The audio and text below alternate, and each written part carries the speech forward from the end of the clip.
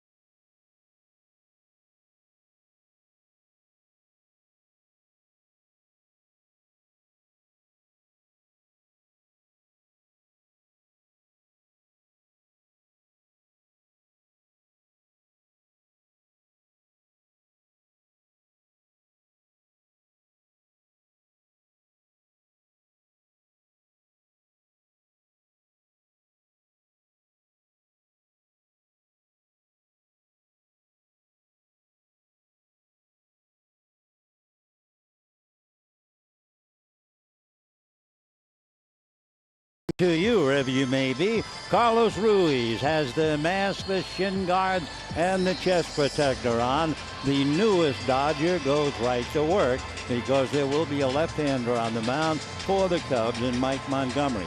Ruiz flying over, and at one time when he was playing against the Dodgers, in the postseason, he really wore them out. If he does anything close to the way he played against the Dodgers, he'll be quite a catcher to have behind Yasmani Grandal. Meanwhile, Bob Guerin talking to him, trying to explain whatever goes on in the Dodger dugout. The big problem for a catcher, more than any other player, when the catcher comes over, he has to learn all of the pitchers, their pluses and their minuses. But he is a veteran of 11 years with Philadelphia. It will be interesting to see how he handles things tonight. So the Dodgers and the high-flying Cubs. The Cubs arrive with 81 wins. They're in first place in the Central Division, and they lead the Cardinals by 14 games. And one of our favorite people, Joe Madden, is at the helm. Joe out of Hazleton, Pennsylvania, and a remarkable man and a great generator of baseball talent. And he's done that wherever he goes. So we'll take a look at Joe's lineup tonight. Dexter Fowler leads off in center field. Chris Bryant at third. Anthony Rizzo at first base. Ben Zobrist at second. Addison Russell at short. Jason Hayward in right. Jorge Soler will be in left. Miguel Montero, you remember Miguel from his years with Arizona, and the left-hander Mike Montgomery.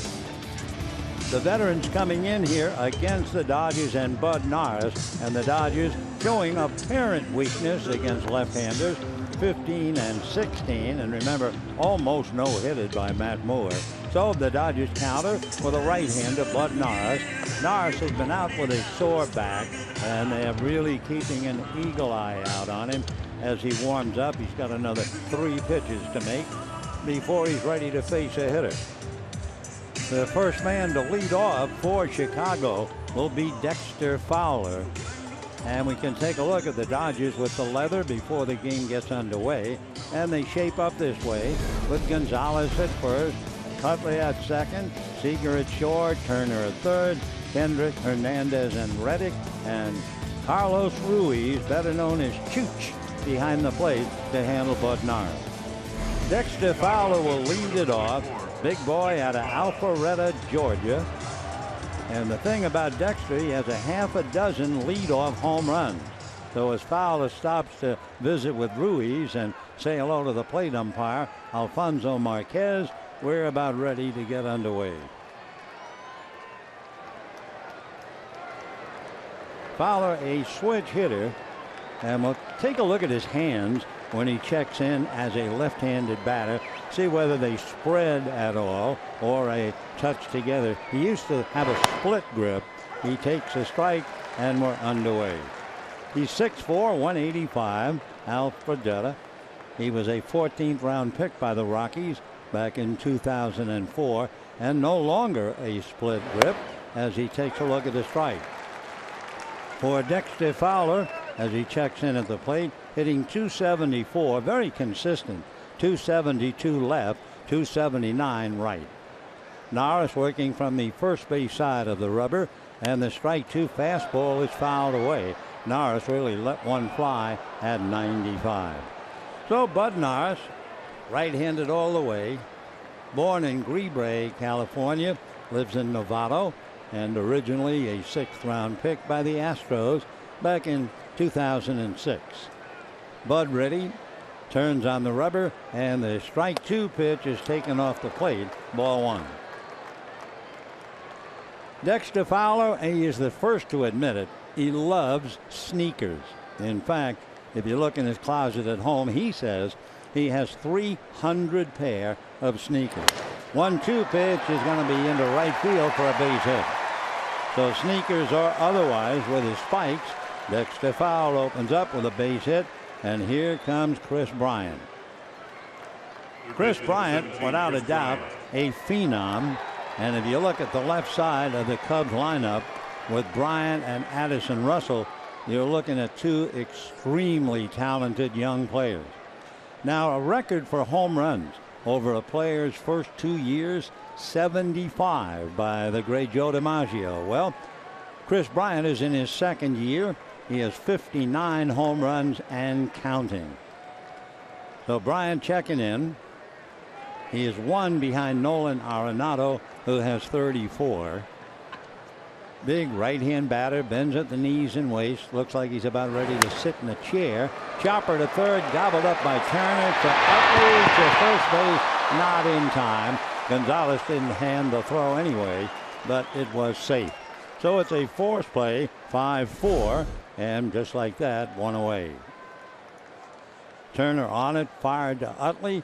Utley made the turn, but it was late. Bryant, with everything else, runs exceptionally well. So Bryant's aboard, and now here comes Anthony Rizzo as Fowler goes back into the dugout.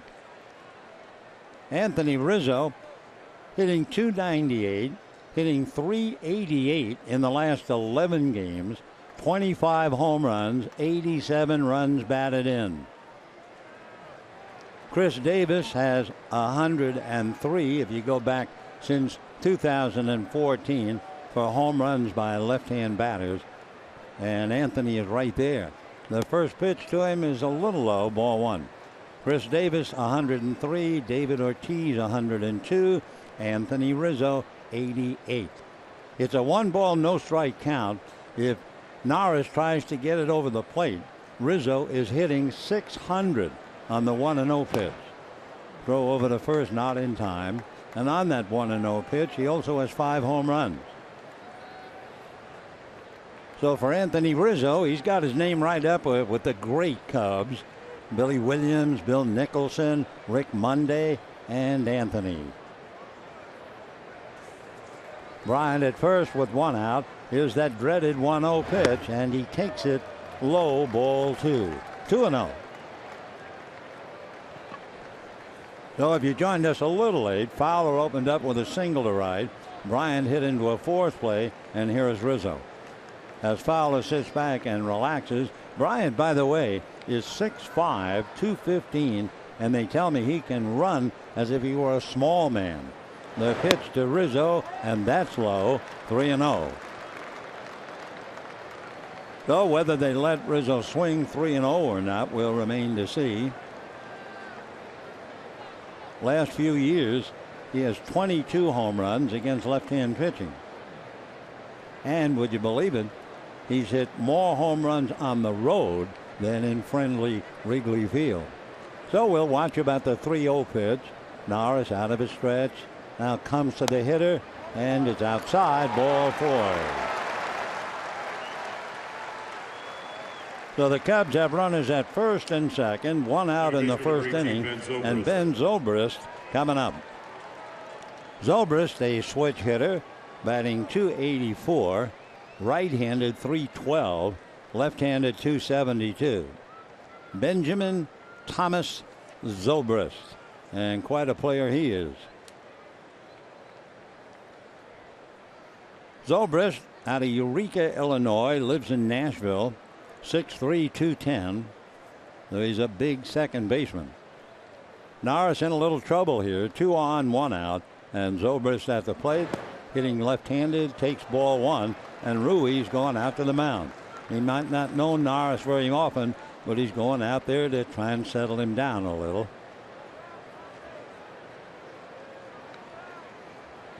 Bud Zobrist, among other things, they talk about what a good-natured guy he is. When he was traded from Tampa to the Oakland A's back in 2015, he took out an ad in the Tampa Bay Times just to thank the fans and the Rays organization. Here's the 1-0 pitch on the way. Fastball, and that's low.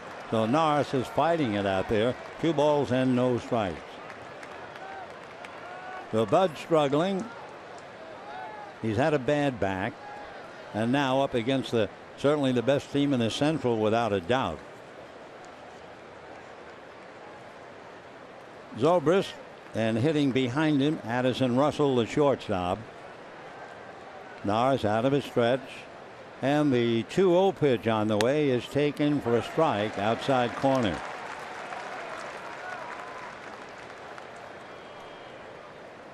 Bud Davis Norris Jr.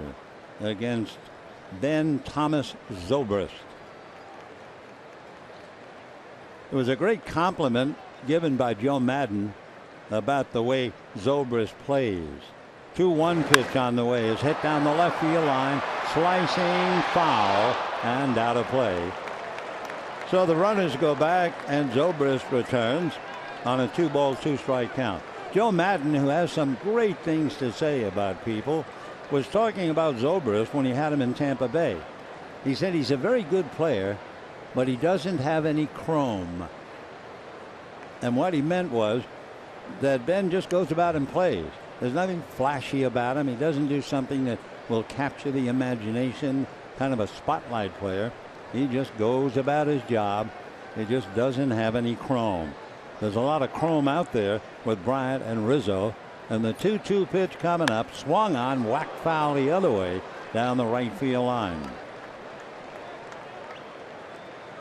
Back in 2009, Zobrist, playing for the Rays, had 27 home runs, 91 runs batted in. He's the second of 5 children. His dad is a pastor at Liberty Bible Church.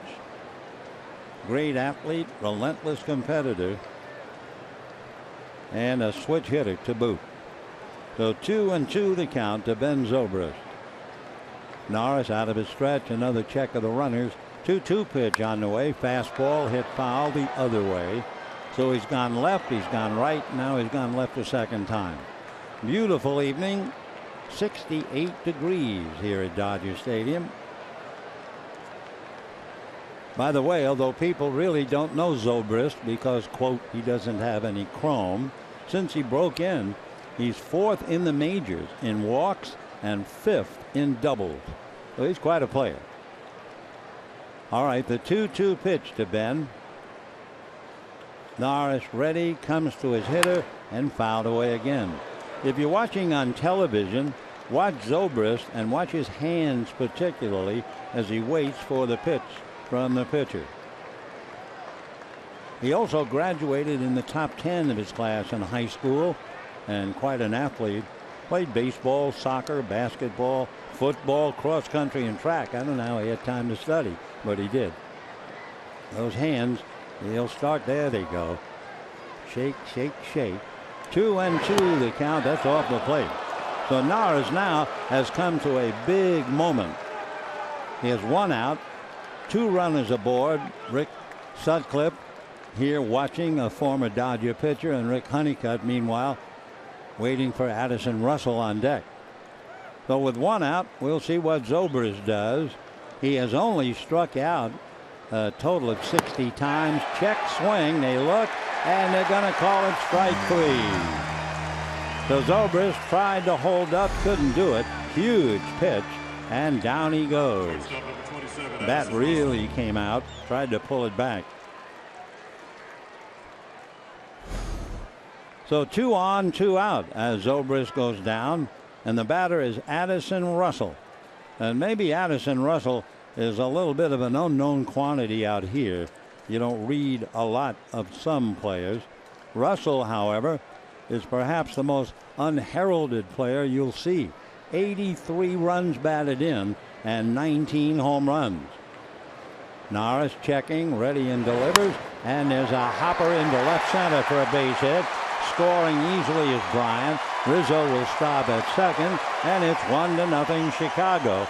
And for Addison Russell, his 84th run batted in. You know, when you go back to the 2012 draft and you look at the shortstops, the number 1 overall selection was Carlos Correa of Houston. The number 11 selection, Addison Russell from Oakland. And number 18, Corey Seager.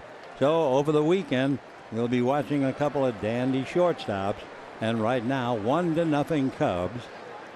As Russell comes up with a single, and now here comes Jason Hayward. Hayward hitting .225, 6 home runs.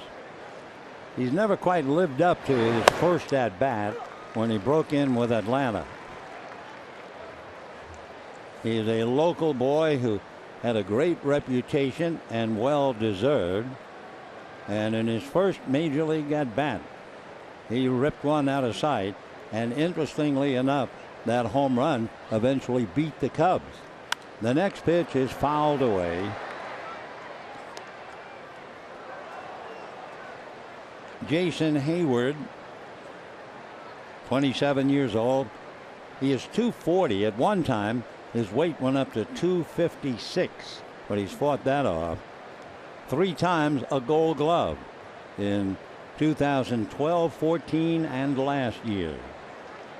He signed a big contract, an 8-year deal, so he's going to be around a while. If you come to the ball game and you see, or if you're even watching on television, you see that the right side of his face is covered by a protective overlap. He lifts one fly ball right center. Hernandez and Reddick, and it's PK for the count. So the Cubs got a couple of base hits and a walk. They get a run, and at the end of half an inning, it's time for Mike Montgomery to go to work. 1-0 Chicago.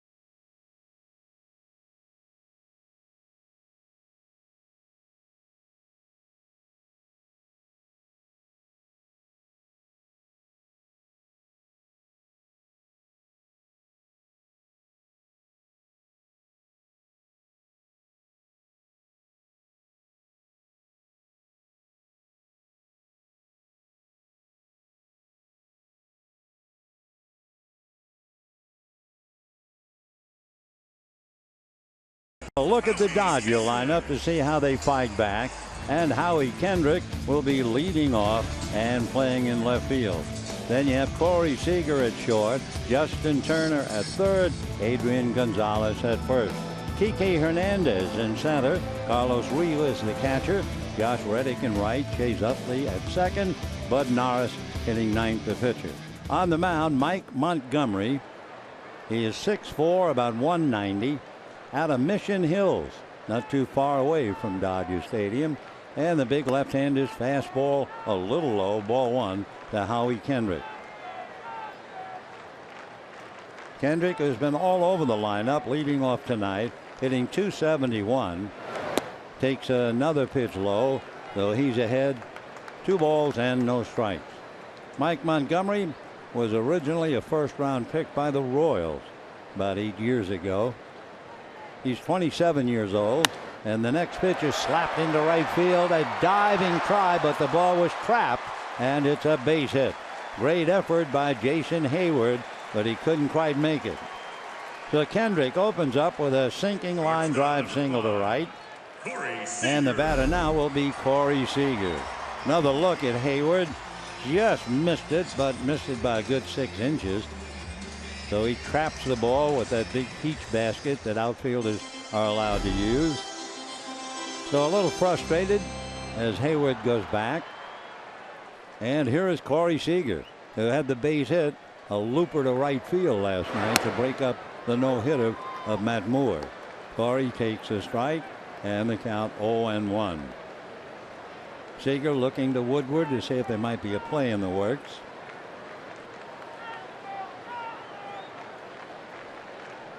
Corey back in and waiting. Montgomery set. Left-hander ready. Comes away. 94-mile-an-hour fastball. 1 ball, 1 strike count.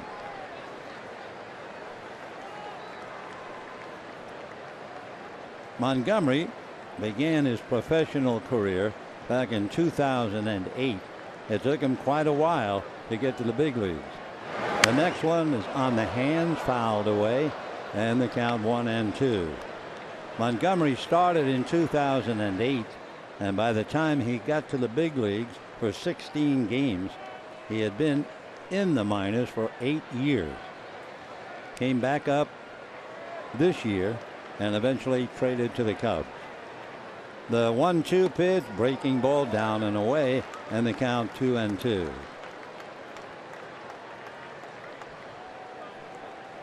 Seager facing a graduate of Hart High School in Newhall. Mike also committed to Cal State Fullerton. Here's the 2-2 pitch on the way. Fast sinker, swung on and missed. So Seager strikes out. Kendrick holding at first. We'll take a look now at the Cubbies. It'll be Rizzo and Zobrist on the right side, Russell and Bryant on the left, Soler, Fowler, and Hayward in the outfield, and old friend Miguel Montero behind the plate. So here is Justin Turner. Justin hitting .277 in the last 80 some odd games. He's at 68 runs batted in. One reason, the power of 24 home runs. So Justin, one out. Kendrick at first, and Montgomery ready.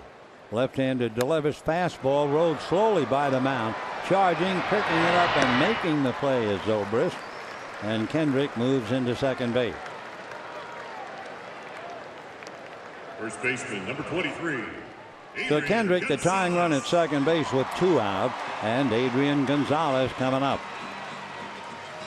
Gonzalez, remember, had that 17-game hitting streak go down the drain last night.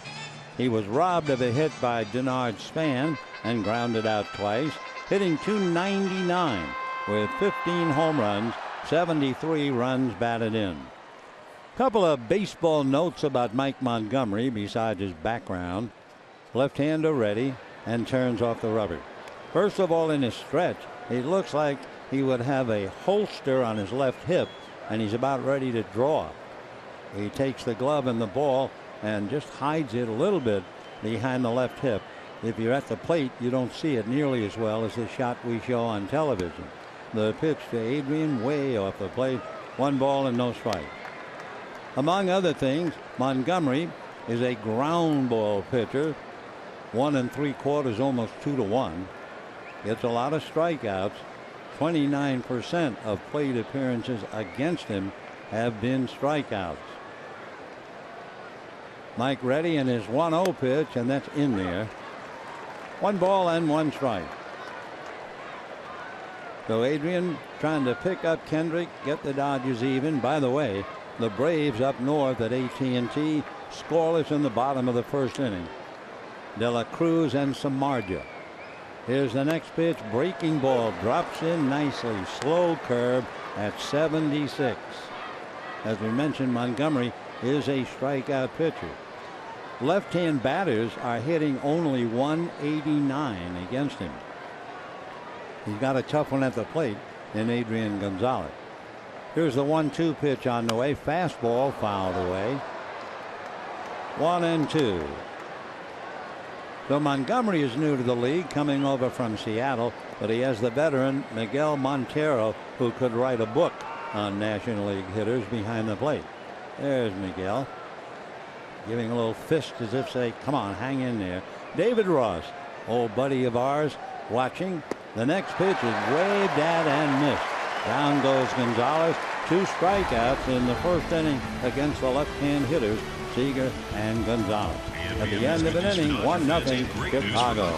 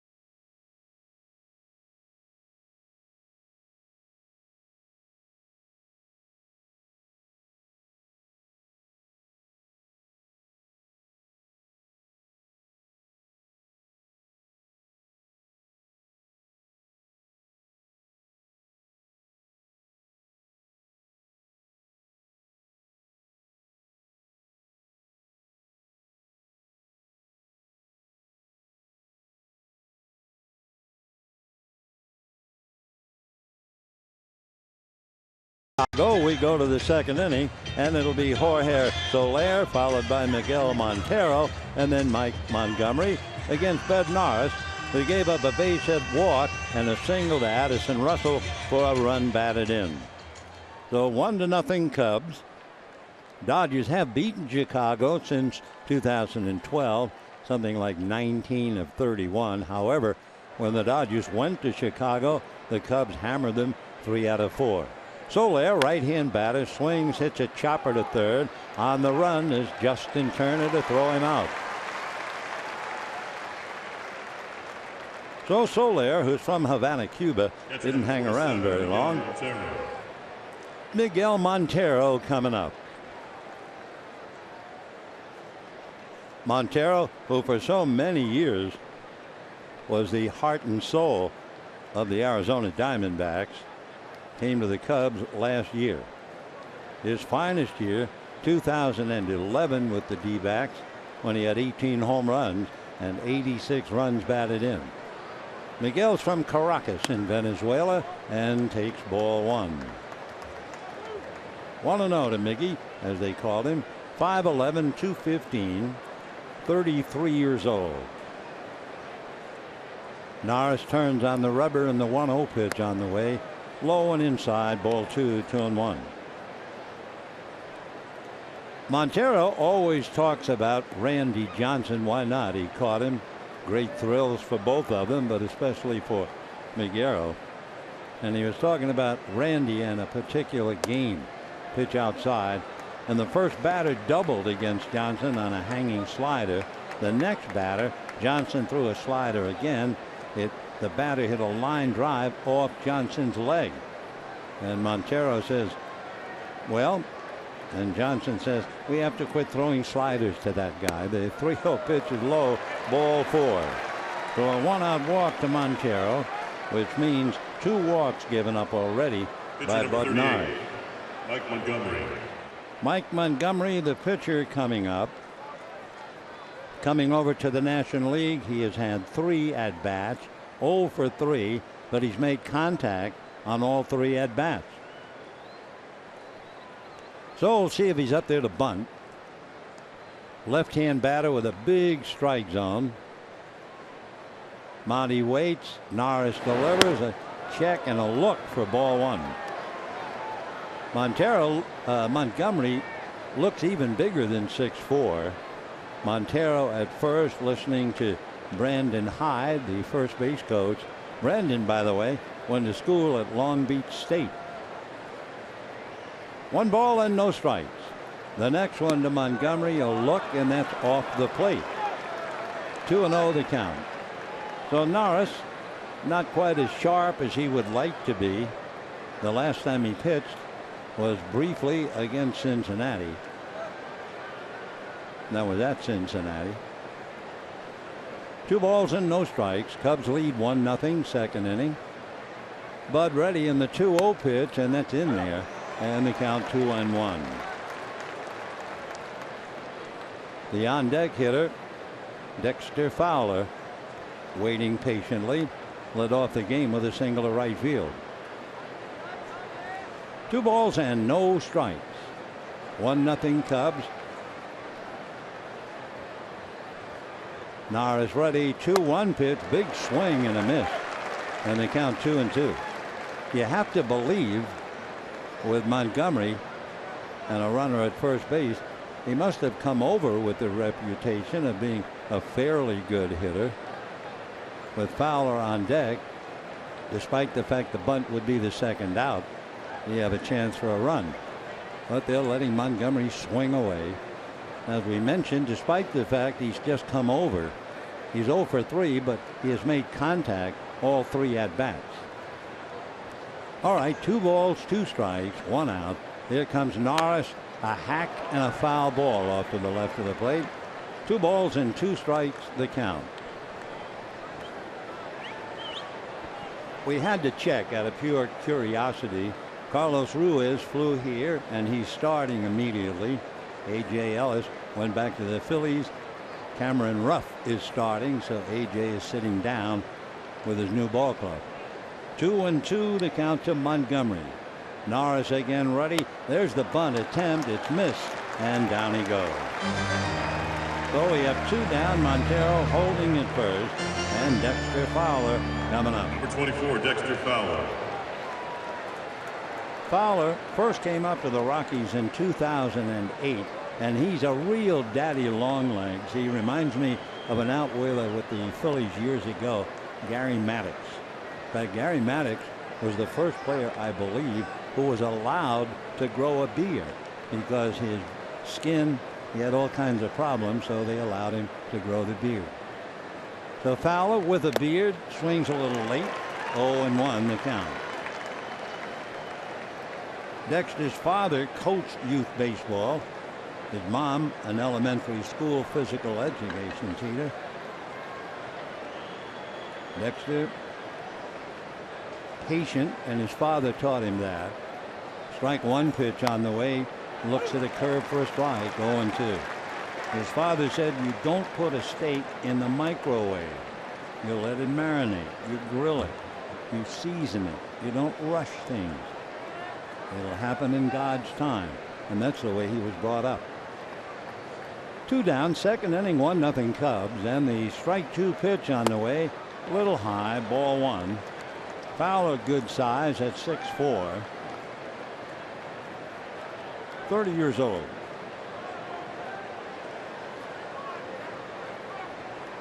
Dexter waiting on a 1-2 pitch. Bud Norris, a look over at first at Montero. 1-2 pitch, swung on late, and down goes Fowler. So Norris gives up a walk but strikes out 2. He has struck out 3 in 2 innings, and at the end of an inning and a half, 1-0 Chicago.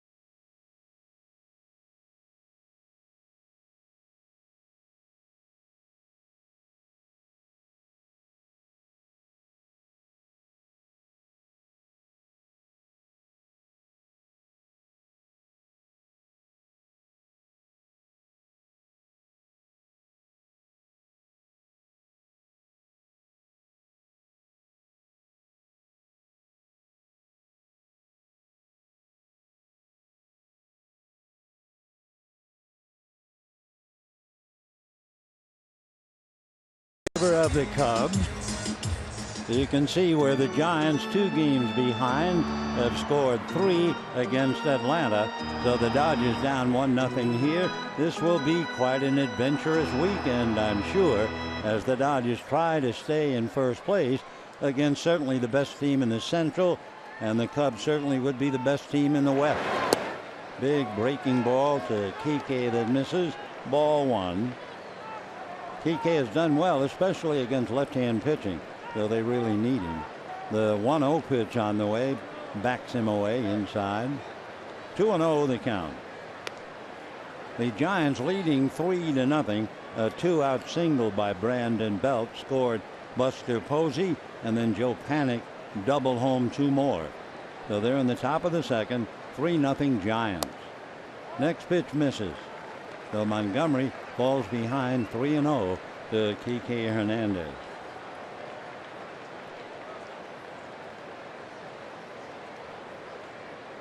3 balls and no strikes. Fastball down the pipe, 3-1. Montgomery is very tough on a 3-2 count. With a full count, the opposition is hitting 100 against him. Fastball, and he overthrew, low for ball 4. So Hernandez opens up with a base on balls. Kendrick opened up the bottom of the first with a base hit. So Montgomery will now be facing Carlos Ruiz. Ruiz wearing number 51, if you're into numbers. Well, Bert Hooton wore 51. If you're old enough to remember Larry Sherry. Terry Forster, the big left-hander, he wore 51. Mike Maddox. Now the pitch to Chooch in for a strike, 0-1. And the last 51, Jonathan Broxton. So now Carlos Ruiz. From Chiriqui in Panama. Hitting .260 before he left Philadelphia. Takes high, 1 ball and 1 strike. So Montgomery being very careful. Opened up, giving up Hernandez the walk. He's leading 1-0. 1-1 to Ruiz. He's 5'11", a good 200 pounds. 37 years old. The 1-1 pitch changed in for a nice strike. 1-2. Among other things, Carlos Ruiz caught the Roy Halladay's perfect game against the Marlins. 1-2 pitch on the way, hits him. So Ruiz hit by the pitch, and just like that, Dodgers are in business. First and second, nobody out on a walk and ahead batter. Got him high up on the left thigh. So the Dodgers now have the bottom 3 in the lineup. That means Reddick, Utley, and Norris.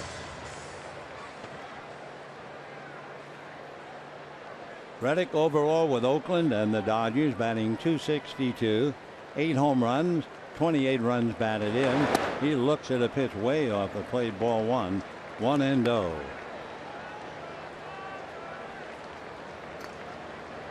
One run, 2 hits for the Cubs. Fowler single, Bryant hit into a force play, 2-out single by Addison Russell, scored the run. The 1-0 pitch on the way, fastball wide off. So now out to the mound goes Montego. Montgomery, the word was that he has been wild. In looking at his numbers as a pitcher in the American League, 18 walks, 54 strikeouts.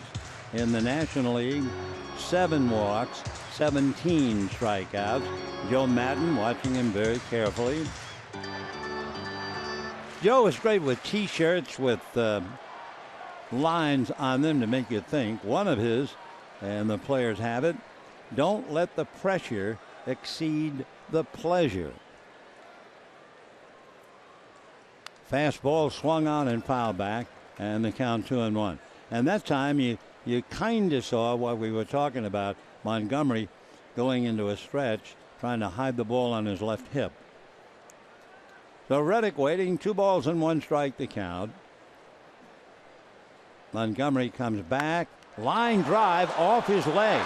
Montgomery picks it up, throws to first in time for the out. So a hard line drive by Reddick, and he is out 1-3. And the runners move up to second and third, and the Chicago Cub trainer out to make sure that Montgomery is all right. As usual, he didn't bother to rub, but that got him pretty hard on the leg. So Reddick makes out, but advances the runners second and third with 1 down.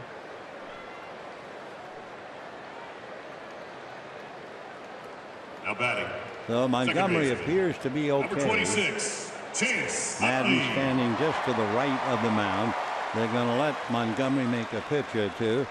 Chase Utley followed by Bud Norris. Second and third, 1 out, 1-0 Cubs. Bottom of the second inning. So Ruiz and Utley spent all those years together in Philadelphia, and from the looks of things, they will be winding up great careers here in Los Angeles.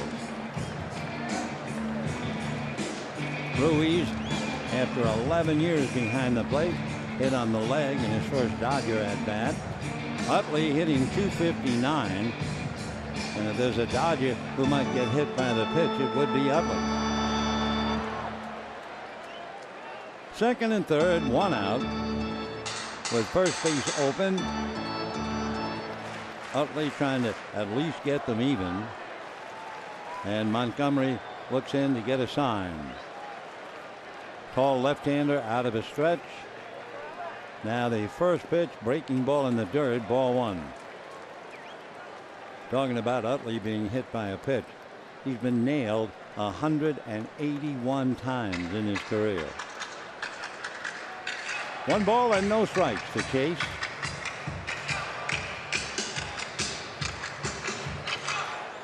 Montgomery waiting for Utley. Runners take their leads. Hernandez down the line from third. Ruiz at second. 1-0 pitch, breaking ball low. Of course, first base open, the pitcher to follow, but if you put Utley aboard, that means bases are loaded. 1-0 Cubs. Bottom of the second. Norris waiting and Utley ahead in the count. 2 balls and no strikes. Montgomery ready, and a fastball is grounded to short. The run will score. The out at first. Taking third is Ruiz, and we have a 1-1 tie. So Utley makes contact, picks up the run batted in. Hernandez coming in. So the walk and a hit batsman, and the Dodgers cash it in. Now with a runner at third and 2 out, the batter is Bud Norris. Another thing you want to know about any pitcher when you have a runner at third, what about a wild pitch? In the American League, Mike Montgomery had 5 wild pitches. He has 1 since he joined Chicago, and the pitch low to Bud Norris. Norris with 5 hits and a run batted in. 1-1 tie. Second inning of a big 3-game series. Left-handed fastball is hit foul of first down the line, well back into the crowd. 1 ball and 1 strike. Cubs got a run in the first inning. Single by Addison Russell, scoring Bryant. And now the Dodgers on a walk, a hit batter, 2 ground balls, pick up the tying run. Now the 1-1 pitch on the way. Montgomery delivers. That's hit in the air to center. Fowler is there and puts it away. So the Dodgers get a run. They're happy to do that. Oh, my goodness. It's dinner time on the old plantation, and we have a 1-1 tie at the end of 2.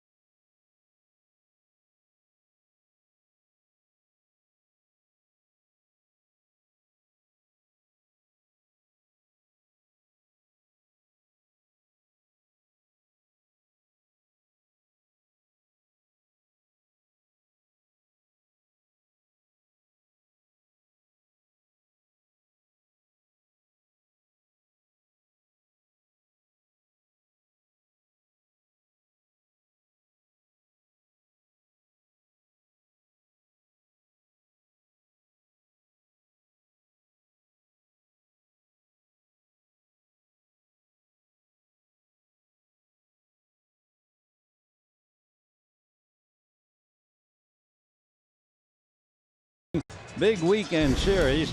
Of course, for the Dodgers, everything changed dramatically and for the better, interestingly enough. Clayton Kershaw's last start was the 26th of June in Pittsburgh, and the Dodgers lost. And since June 27th, they had been 8 games behind the Giants. Dodgers have won 30 and lost 20. The Cubs 33 and 19. And then Washington, Pittsburgh, and Philadelphia playing above 500 since then. For the Dodgers, of course, they have to worry. The Giants might very well do a number on the Braves for the whole weekend, and the Dodgers will have their hands full with the Chicago Cubs. But Dave Roberts, what a great job. When you realize when Scott Kazmir went on the DL, the Dodgers now have 27 players on the DL this year, tying the 2012 Boston Red Sox for the most by any team in the last 30 years. So they come and they go. And right now, they're going to the third. 1-1 tie. And here's Bryant. Check swing and the pitch inside. Ball 1. 1-0. Bryant hitting .301, 33 home runs, 86 runs batted in.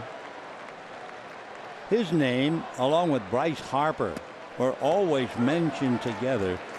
Both of them grew up in Las Vegas, Nevada.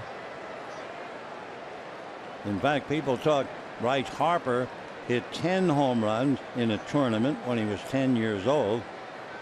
But Bryant's dad, Mike, said, well, Mike hit 7 in a single tournament when he was 9 years old. By the way, talking about his dad, that number 17 that he wears is the number that his dad wore.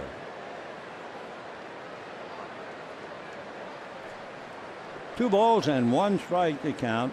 The big Chris Bryant, 6 feet 5, fouls it away.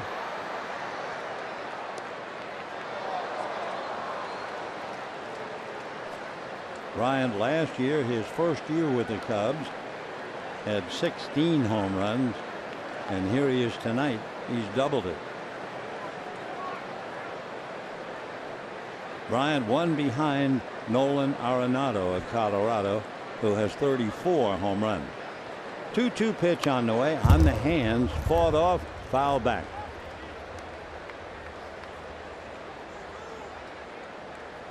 His dad, Mike, owns a batting machine and caged in area.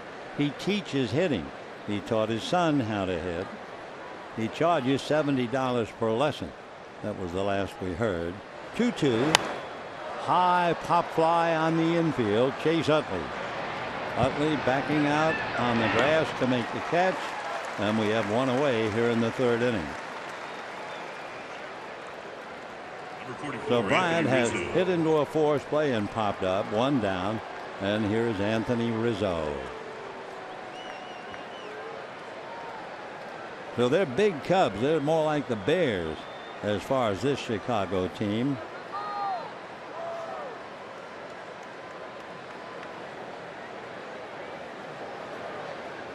Anthony settling in, ready to go to work.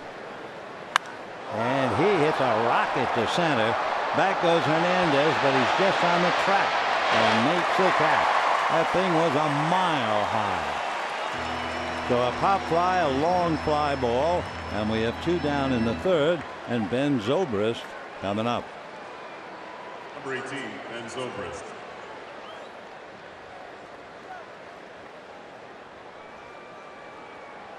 So here's Zobrist, who struck out in the first inning, trying to hold back. 0 for 1, hitting .283.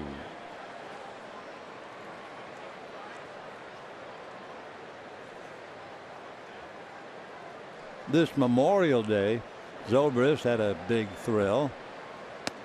Takes a strike. His wife sang the national anthem before the Cubs game at Wrigley Field.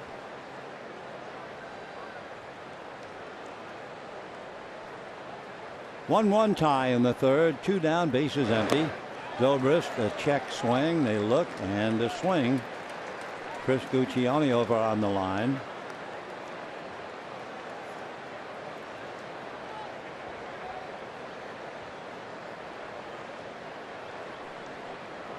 0-2 the count.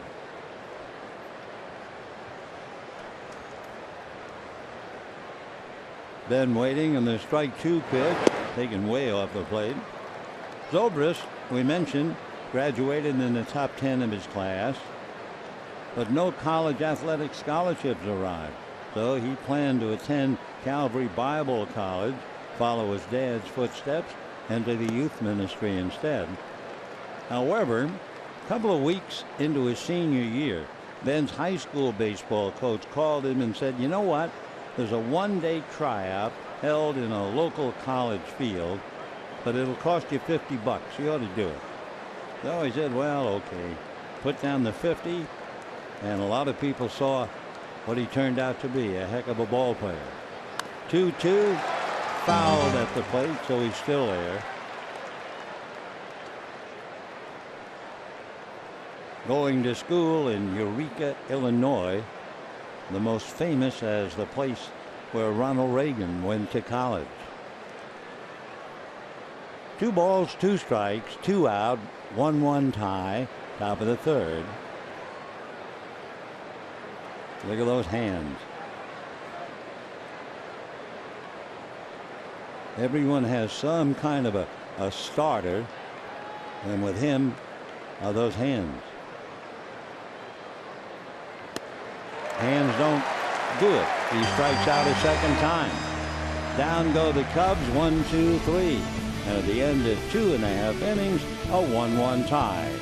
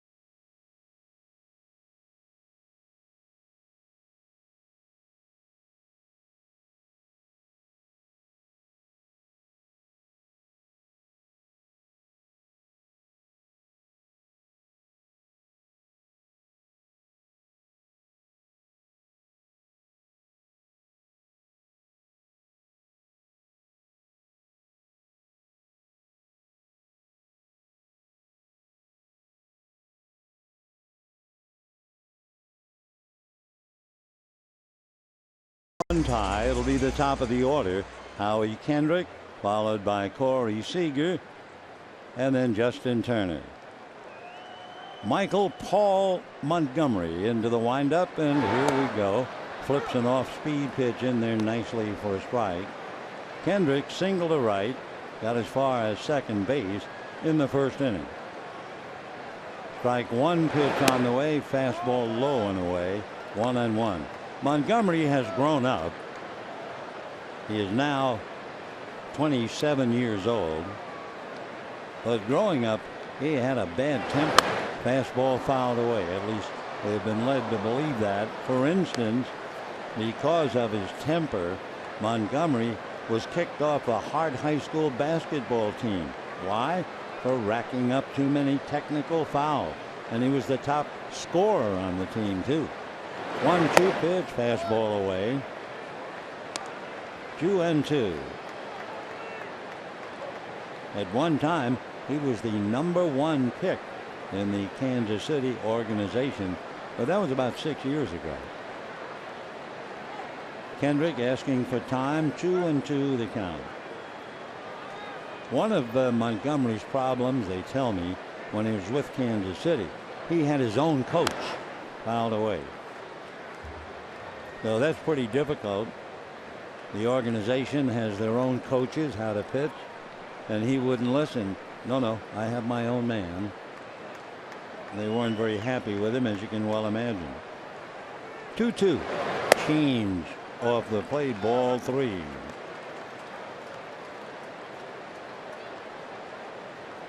Waiting on deck, Corey Seager, who struck out first at bat. Mike Reddy and his 3-2 pitch. Inside under the hands for ball 4. So we understood that he's a bit wild, and he's showing it tonight. Say, be sure to come to Dodger Stadium 2 hours before the game on Sunday for Viva Los Dodgers, presented by State Farm and Time Warner Cable. Enjoy music, autographs, family fun activities. Entrance to Viva Los Dodgers free with a game ticket. For tickets, visit Dodgers.com/Viva. All right, here's Corey. And ball 1. So Montgomery living dangerously behind on his hitters. He has walked 2 and hit a batter. Gave up a run without a base hit. A walk, a hit batter, and 3 outs. The 1-0 pitch on the way. Off speed, pulled foul. 1 ball and 1 strike to count. Seager breaking up the no-hitter last night. He had grounded out twice and walked. And with 2 out after Kike Hernandez robbed on a diving catch by Denard Span, Seager hit that blooper into right field. 1 ball and 1 strike. Montgomery's fastball, a hopper into right center. That means Kendrick can take the extra base, and so can Seager into second base safely. Second and third, and nobody out.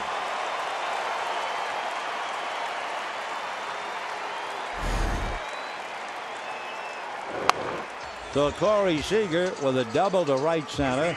Dodgers now have runners at second and third.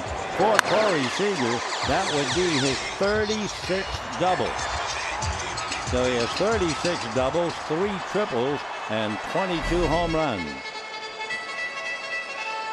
All right, second and third, nobody out, and the big boys coming up. That means Turner, Gonzalez, and Hernandez. No one throwing in the Cubs pen, but a couple of guys getting restless down there. Fastball, ground ball to short, that scores a run. Russell still in time, and the Dodgers lead 2-1, just like that. So Turner grounds to short, picks up the run batted in. So 2-1 Dodgers in the third. With the ball hit ahead of him, Seager had a hold at second base. By the way, the Giants figuring to have a pretty good time tonight against Atlanta. Angel Pagan just hit a 2-run home run. So the Giants are leaving the Braves 5-0, top of the third. So here's Gonzalez trying to pick up Seager with 1 out. Montgomery's pitch inside, almost hit him. Ball 1. So Kendrick walked. Seager doubled him to third. Kendrick scores as Turner grounds out. Seager still at second. Russell directly behind him. 2-1 Dodgers after the Cubs scored 1 in the first inning.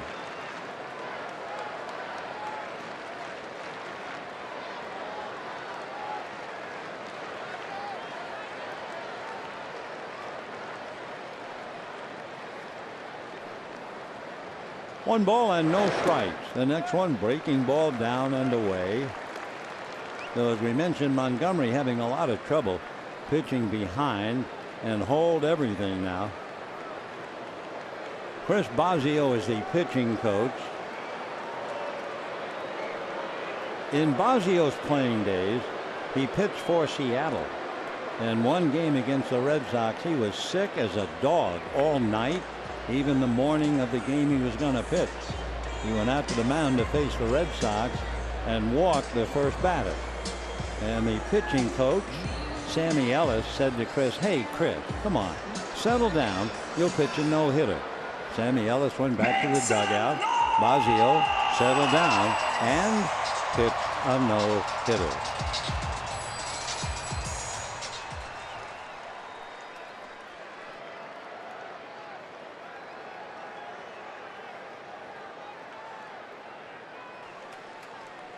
Adrian Gonzalez, a one-hopper to the deep second baseman Zobrist. The out at first, holding at second is Seager, and with two down, the batter will be Kike Hernandez.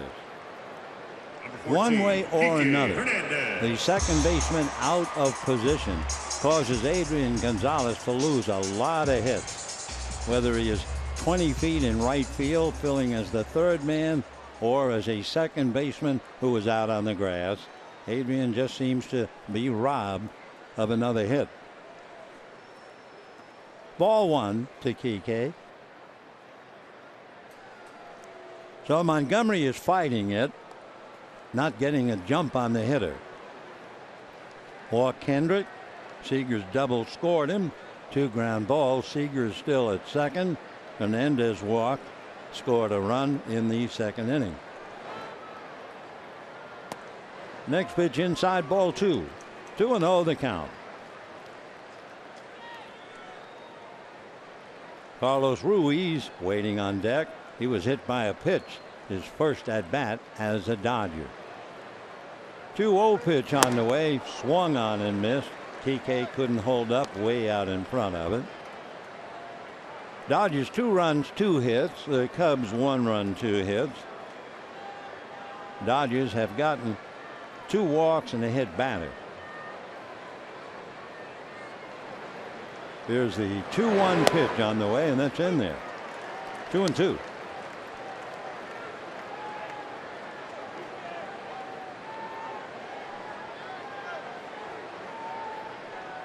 Montgomery checking with Montero, and the 2-2 pitch on the way, way inside in the dirt. Ball 3. Though Montgomery is certainly not sure of himself, pitching somewhat tentatively right now.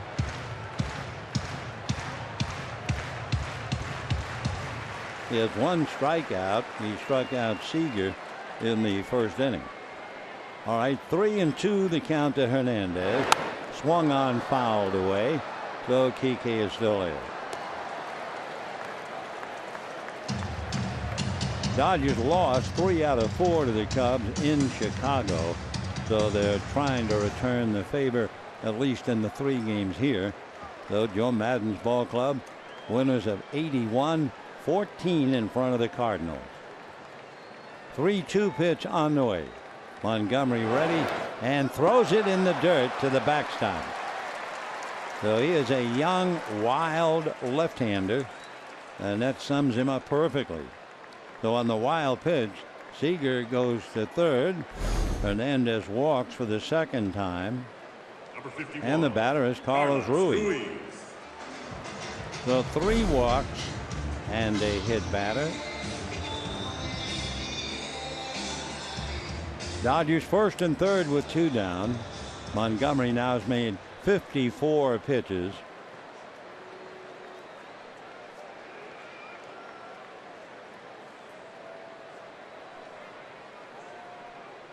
So here's Ruiz, instead throw to first.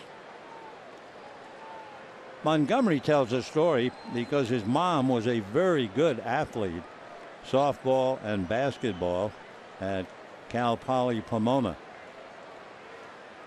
First pitch very high, ball 1.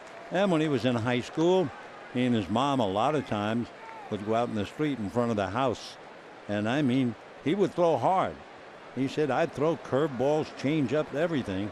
And she was catching them all and kept saying, that's all you've got? So his mom must be something. Change is low and inside, ball 2. 2-0 the count. Well, she might have caught everything, but she wasn't giving him a very good strike zone. Ruiz, veteran hitter, hit by a pitch in the second inning. First and third, 2 out, a run in. Dodgers lead 2-1. Montgomery ready, fastball, and he missed inside. Ball 3.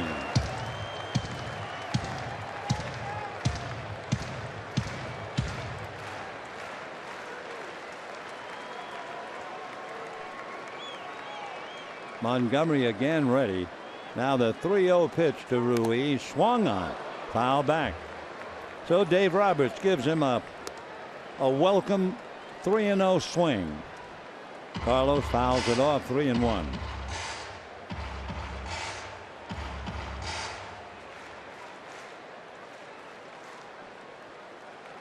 Montgomery again checking Montero. 2 down, the 3-1 pitch, and that's inside, ball 4.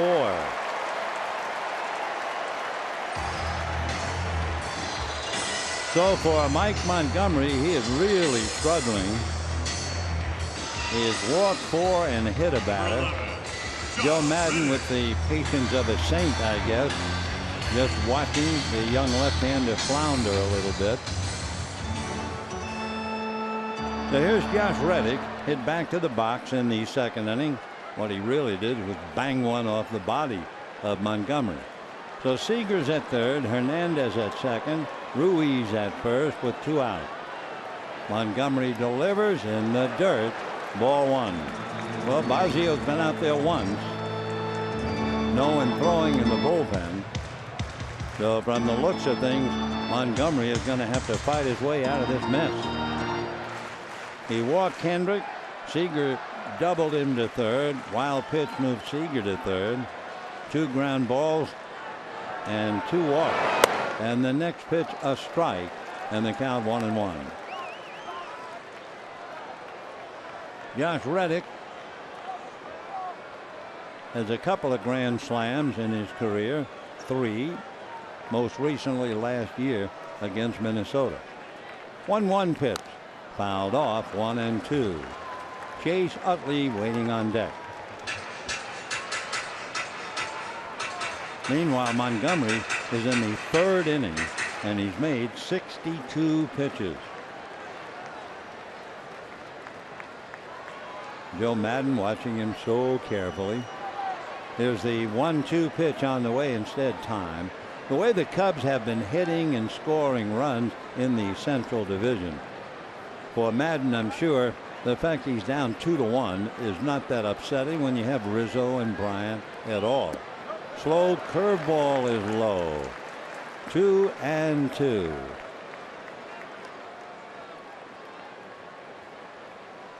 Dodgers have 2 runs, 2 hits on 4 walks and a hit batter. Bases loaded. Seager, Hernandez, and Ruiz. 2-2 fastball is swung on and missed. So down goes Reddick. Montgomery, with all of his problems, survives the inning, gives up a run on 1 hit. Well, my goodness, I'm glad you're happy. Who cares who? Yes, thank you for the kisses too. And it's 2-1, favor of the Dodgers.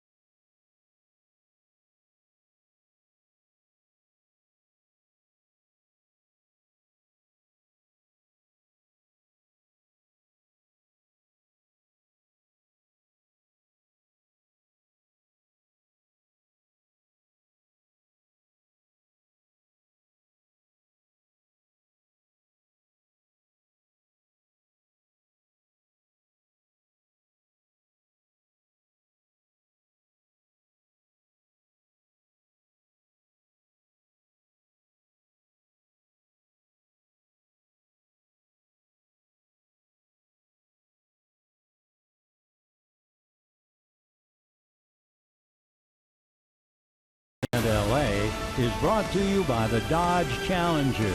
Test drive one at your local Dodge dealer today. And by Jack in the Box. Taste the all-new Jack's Brewhouse Bacon Burger today at Jack in the Box.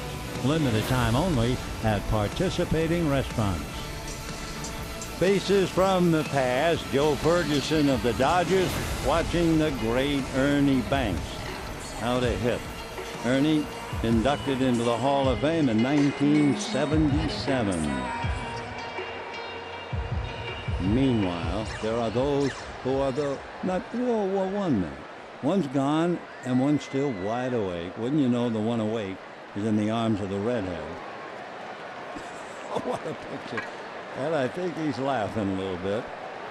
As we go to the fourth, 2-1 favor the Dodgers. And a strike to Addison Russell. Addison Russell, certainly well known in the Midwest, does not nearly get the credit he deserves. A marvelous player. 1-1. Addison Russell is from Pace, Florida, lives in Miami. Originally a first-round pick by the A's out of high school back in 2012.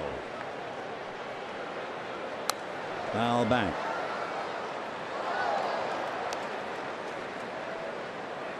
Addison has drawn comparisons, so they tell me, from some of the scouts.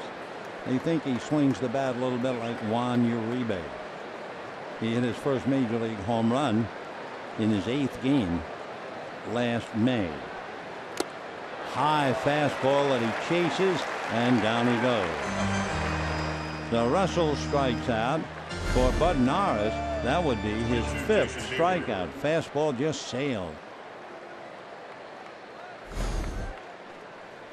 So 1 out, 4th inning, 2-1 favor the Dodgers. And here's Jason Hayward.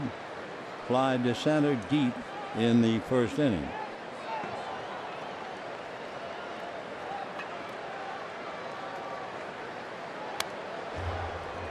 Oh, and 1 the count.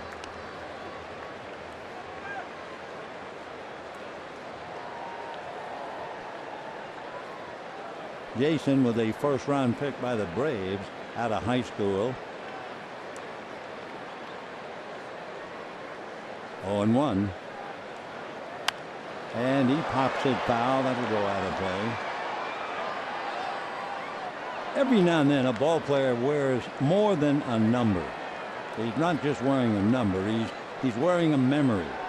That number 22 means a great deal. His close buddy was killed in an automobile accident, and his buddy wore 22, so Jason wears it forever in his memory. 0-2. Ball 1.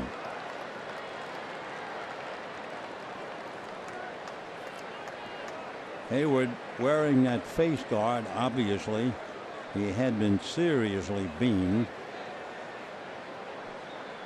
1-2. Ground ball, foul down the line.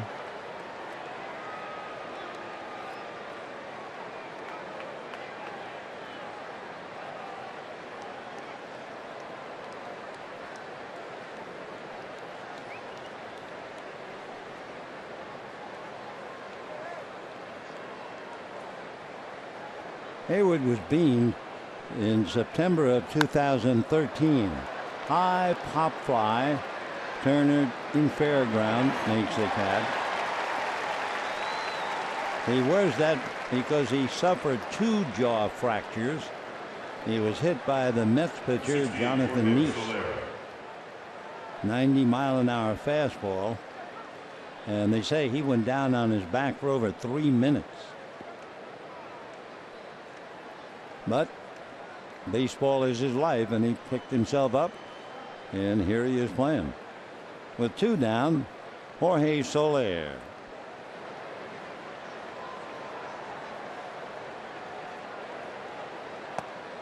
And a strike. 0-1.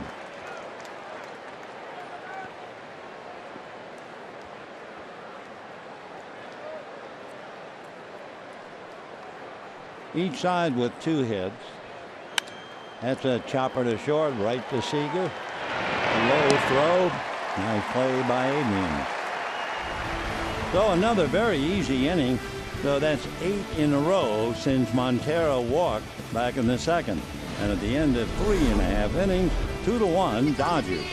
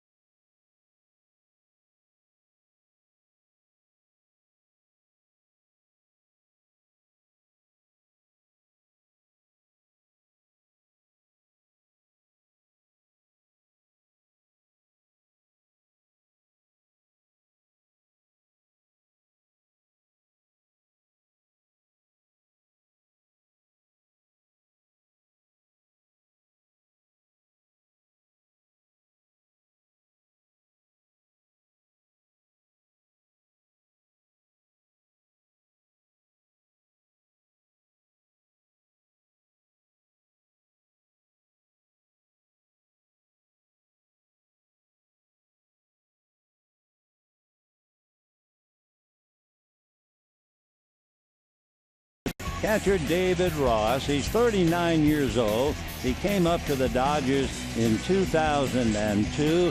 His first game where he actually played, he caught Hideo Nomo. And he said that after that game, Hideo Nomo gave him his glove as a memory piece. There's David. We might very well see him catching between now and Sunday afternoon. Good guy, and retiring at the end of the season. Dodgers now will have Chase Utley, Bud Norris, Howie Kendrick.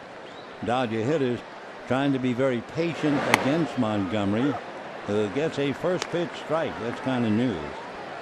Utley grounded out in the second inning to drive in a run. 0-1. Fastball missed. Utley, Norris, Kendrick. If anybody gets on, Seager.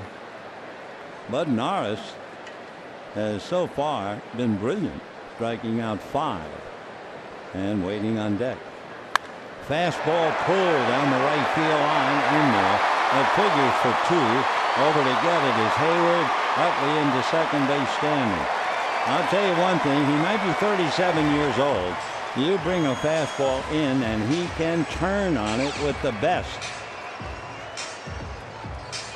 So a great double.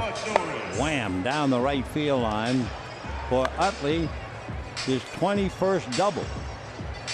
So the Dodgers have a runner in scoring position. The Cubs are expecting Norris to bunt. So Montgomery, very shaky, has allowed just 2 runs, 3 hits, but he has walked 4 and hit a batter. Norris shows bunt, gets it down nicely. Montgomery is going to let the third baseman pick it up, and there's no play.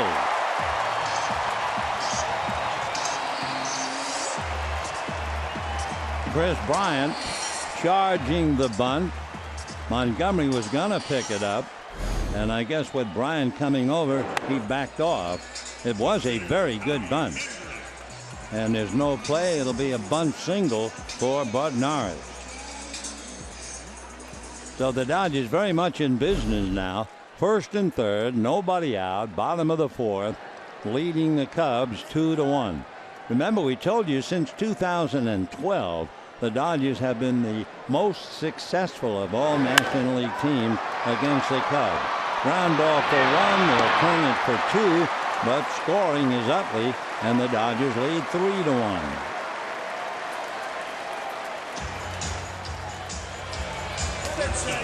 No run batted in on the double play.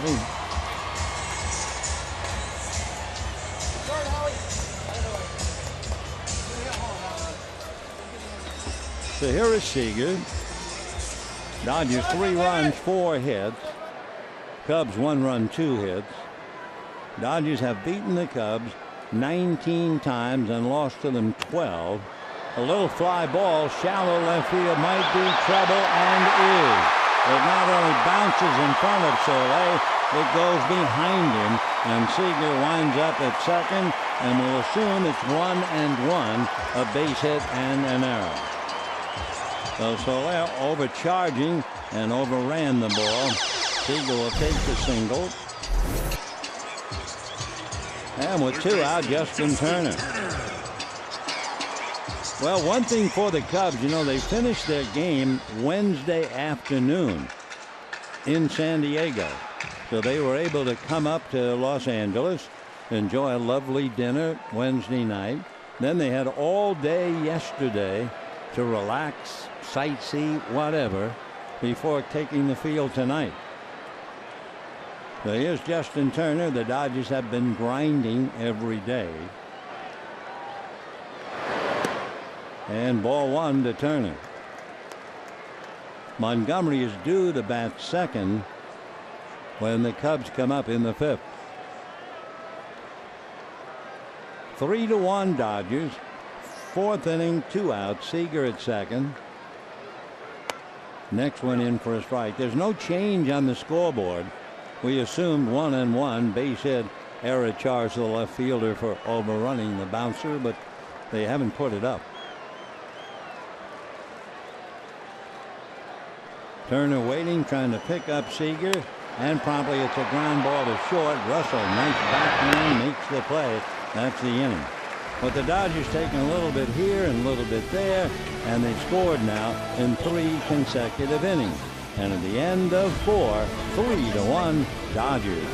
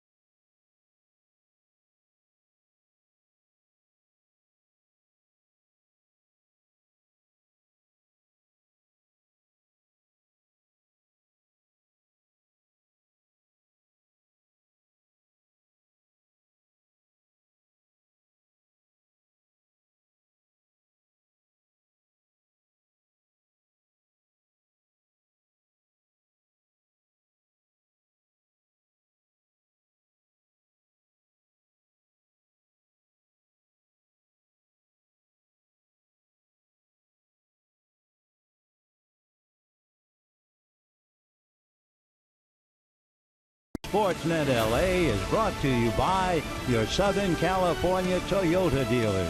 Toyota's annual clearance event is here. Save big on the entire 2016 Prius family. Hurry in today. Looking back at one of the favorite Chicago players, that would be Ron Santo.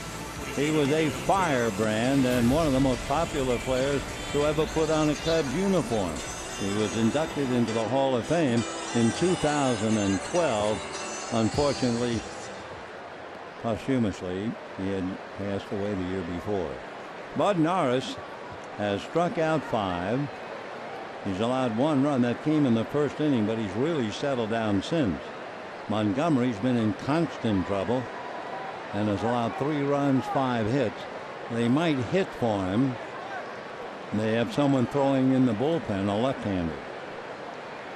So here's Montero, and a strike. Miggy walked in the second inning.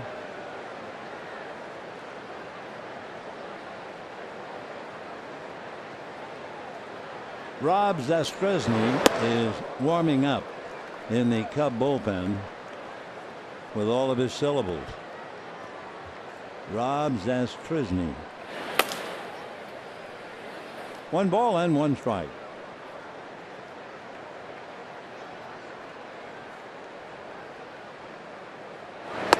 Off speed and high, 2-1. There was another player years ago with a name like that, and they called him Eye Chart. You can understand why. 2-1. 3 runs, 5 hits for the Dodgers, 1 run, 2 hits for the Cubs.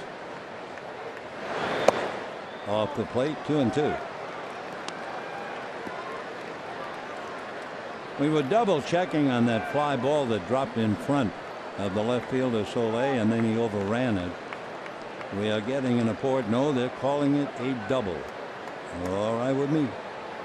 3-1. Fastball, foul back. 3-2 to Miggy Montero from Caracas in Venezuela. He signed with the Diamondbacks after a tryout camp. Indeed, he's really a player who came out of nowhere to make the majors. Fastball for ball 4. So Montero draws the walk. Pitcher Mike Montgomery. That would be the 3rd walk given up by Norris. 7 walks so far in the game. So Montgomery, who swung away, then tried to bunt and struck out. We'll see if they have him bunting immediately with a runner at first, nobody out here in the 5th inning.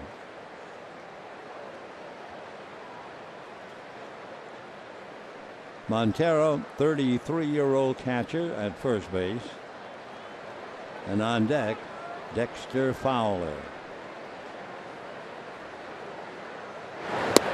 Well, they must think he's a hitter, no doubt about it. 0-1.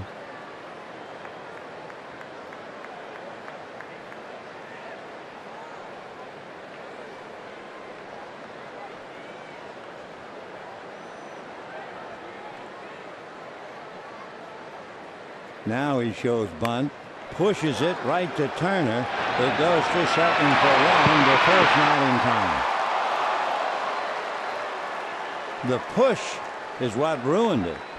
If he had just had a dead bat and let the ball hit the bat, he probably would have at least had the sacrifice. But you can see he just gave it enough push to get it right to Turner, who still double clutched and got his man Montero.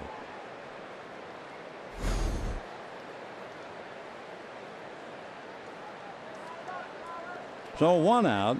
Dexter Fowler has singled and struck out.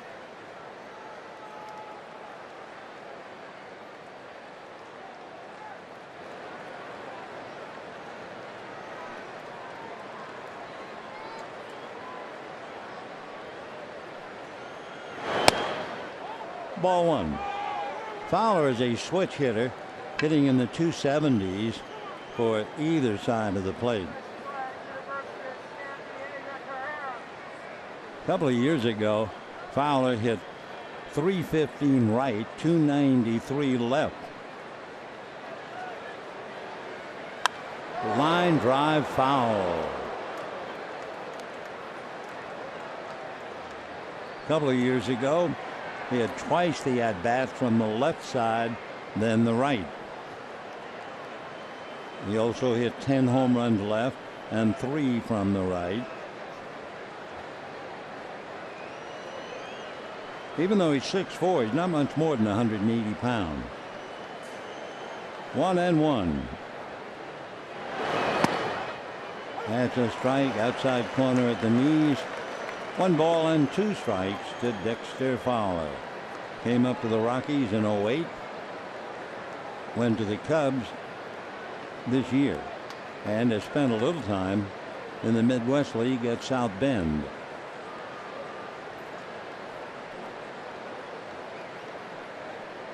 One and two.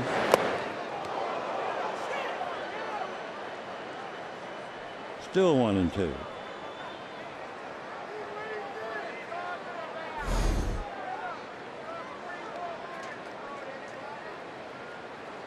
Thought maybe the ball hit the bat. They haven't changed the count.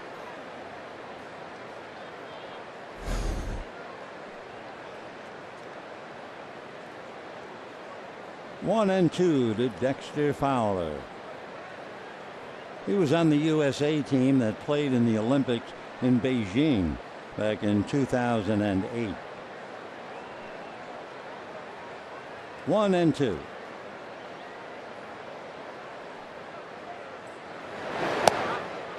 Two and two.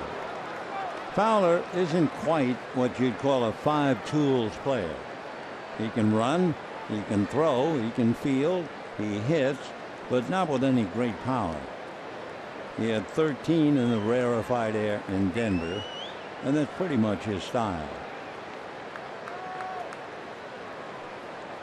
2-2. Ball three.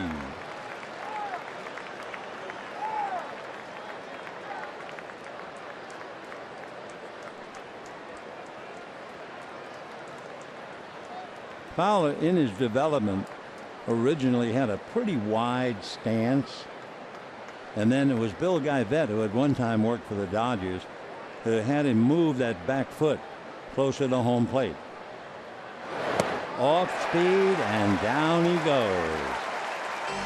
So Fowler strikes out twice, but Norris picks up another strikeout. He has 6. And the batter, Chris Bryant, who was hit into a force play and popped up. The Cubs come in here with 161 home runs. And remember, they play in the Ernie Banks so-called friendly confines. Dodgers have 153 home runs.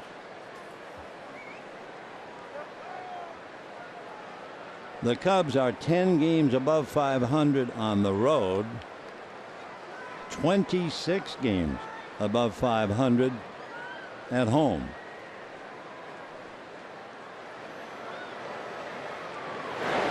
And ball one to Big Bryant. Hit into a force play, popped up. Chris 0 for 2.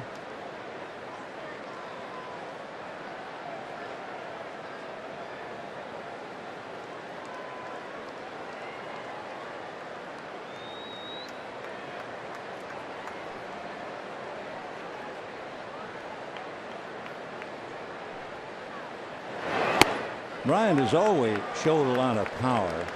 They say when he was 5 years old, he would go to his older brother's practice, and at the end of practice, they would let the little ones take a few swings.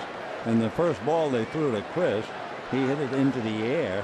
It went 30 feet over the outfield fence, and he was 5 years old.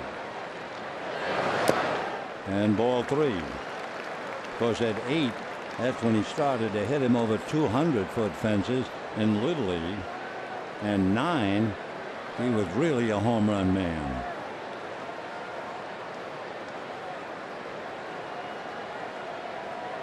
Bryant is 10 months older than Bryce Harper.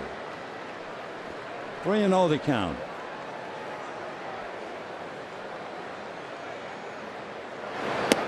And ball 4.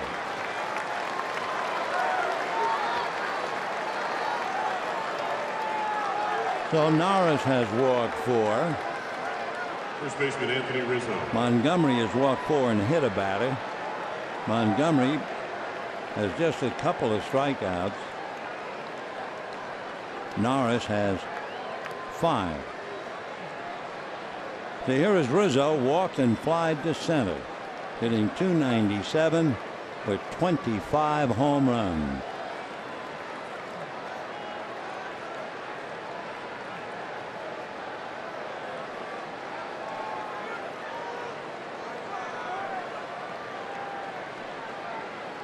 Pedro Baez gets up now in the Dodger bullpen.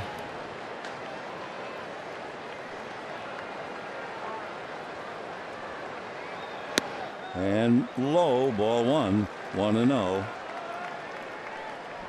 Rizzo, when he first came up, got hit a lot. Let's see what he's doing this year.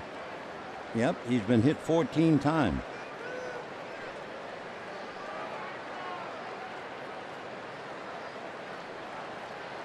Of course, one reason you're going to get hit if you hang over the plate. They work him inside and hit him. That's a strike. 1-1 the count. It'd be something if he was a 30-30 player, 30 home runs and 30 hit by the pitch. So 2 on. Cubs lay out 3-1. Rizzo trying to get him even with Zobrist on deck. 1-2. Good fastball at 93.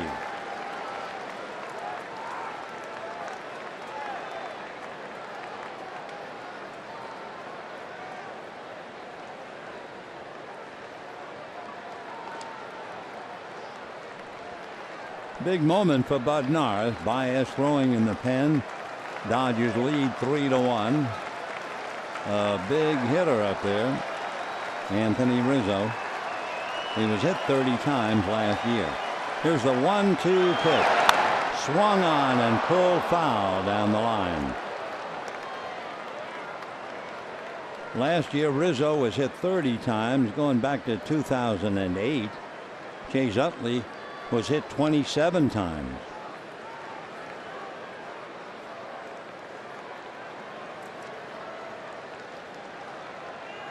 In order for Rizzo to really sharpen his instincts, seems hard, but his father used to hit golf balls to him as he played first. 1-2 to the big boy, 6'3", 220. Foul back again.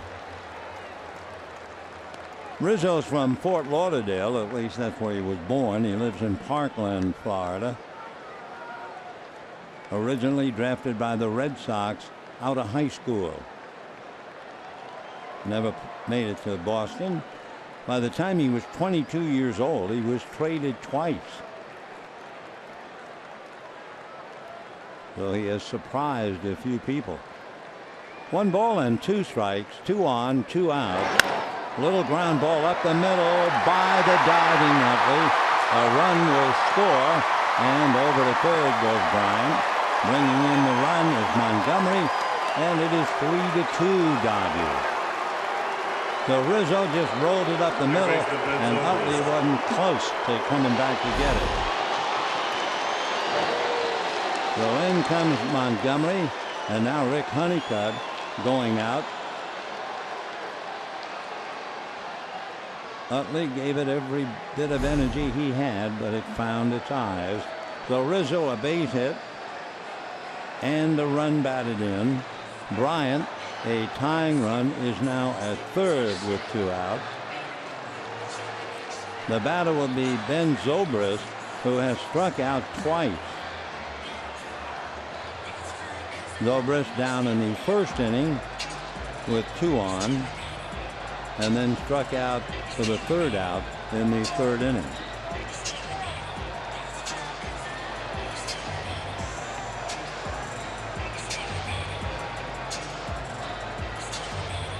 When Ben Zobrist was with Tampa Bay, he was so valuable that in 2015 he played every position except pitch and catch.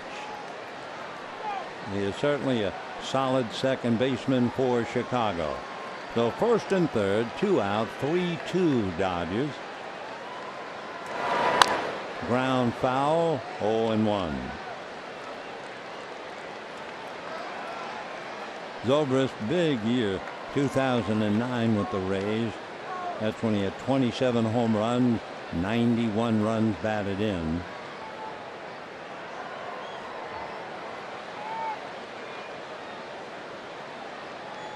Ben played a lot of basketball. In fact, he thinks basketball helped to make him a better baseball player.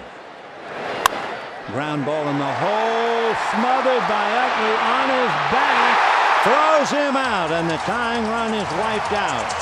What a play by Utley.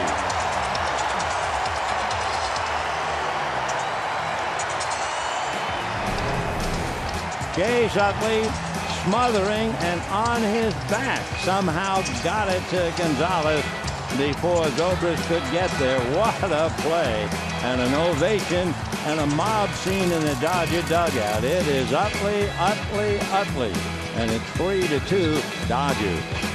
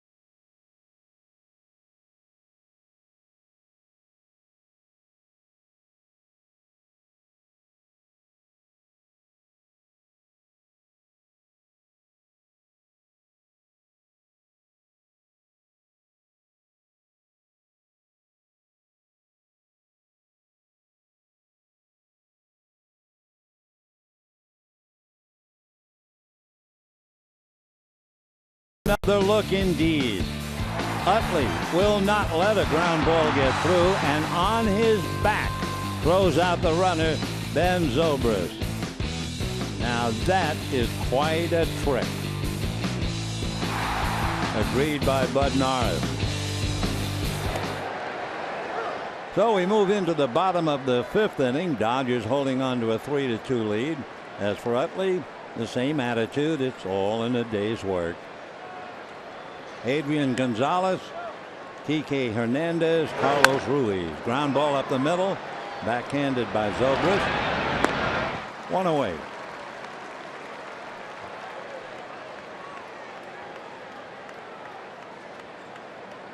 Center fielder, Kike Hernandez. Kike Hernandez coming up. Kike scored a run in the second inning. He's walked twice.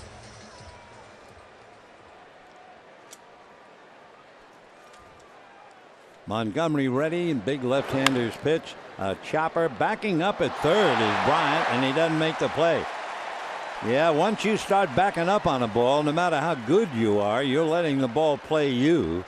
And he just could not hold it, as most third basemen have done in the past. You either charge or you do that, and backing up is trouble. So it'll be an error charge. Hernandez aboard, and Carlos Ruiz coming up.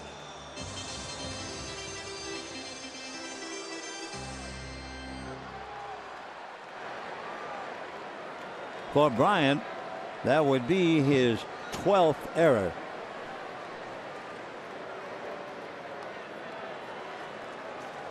One out, Hernandez at first. Ruiz hit by a pitch in his first at bat and walked.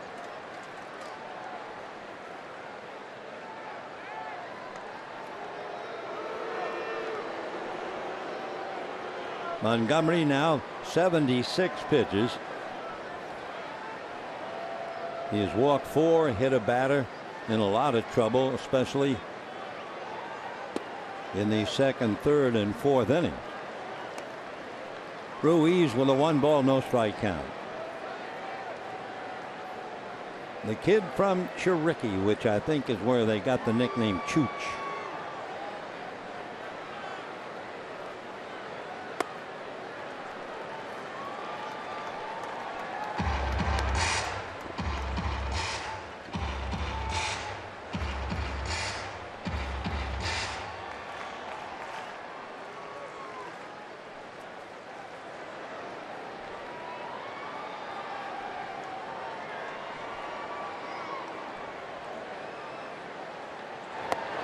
Two and one.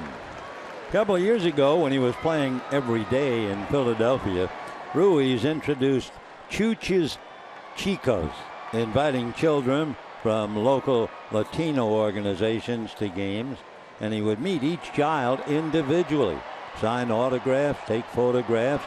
He'd purchase game tickets for them as well. Quite a worthwhile guy who's had a wonderful career.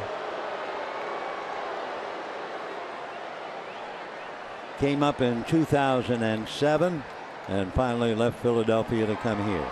2-1. Slapped into right field. There's his first hit as a Dodger. Stopping at second is Hernandez. So because of the error, the Dodgers have 2 on, 1 out, and the batter will be Josh Reddick. Right fielder, Josh Reddick. The left-hand hitting Reddick hit a line drive off the leg of Montgomery, who threw him out. Struck out last time up, 0 for 2. Zastryzny, the left-hander, and Patton, the right-hander, are warming up. I'm kind of hoping if they bring anybody in, it'll be Patton. But here's Reddick. Josh 0 for 2. 3 runs, 6 hits for the Dodgers. 2 runs, 3 hits, and 1 error for the Cubs. Fastball, but he misses. That's been his story most of the night.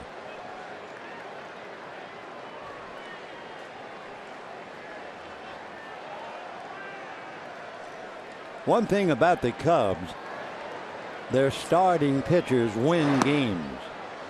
They have the highest number of wins in the National League. 65 of their 81 victories have been won by the starting pitcher. That's way above the average for all the other teams. 2-0. Now 3-0. So Montgomery struggling again in pursuit of the strike zone.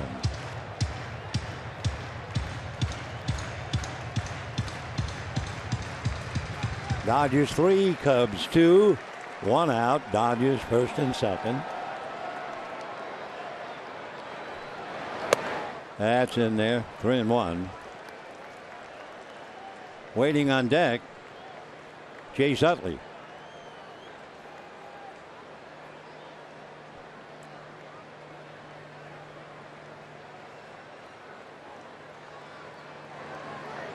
And pulled foul outside of first. 3-2 with 1 out. All eyes towards Chris Woodard, who's looking in the dugout to see if they want to run 3-2.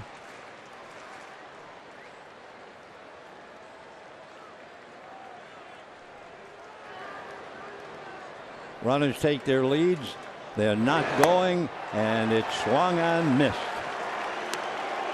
So Reddick strikes out. 2 down. Because of the error, the inning is extended, and the batter is Chase Utley. So for Montgomery, that was a big strikeout.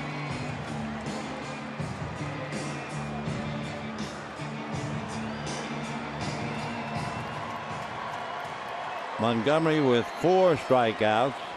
He's given up 6 hits and 3 runs. Utley, who made that incredible play on the ball hit by Zobrist, preventing the Cubs from scoring the tying run. Big curveball for a strike. 0-1. Montgomery now 87 pitches. Of course, that's a walk in the park when you think about last night. 133 pitches made by Matt Moore. 133. Charlie Culberson is out on deck to hit for Bud Norris. Off the plate, 1 ball and 1 strike.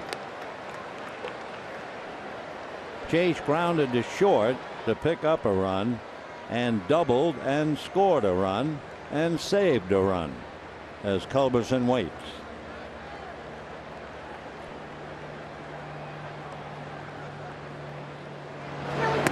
And ball 2. Montgomery a little hot at himself.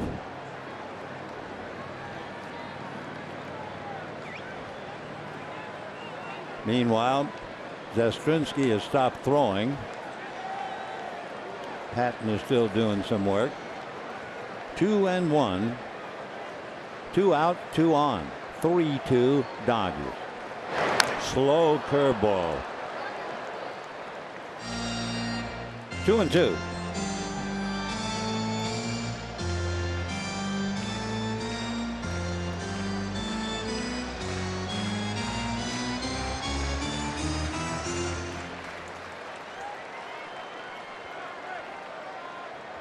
Utley came into the game hitting .259, so he's moved up a notch.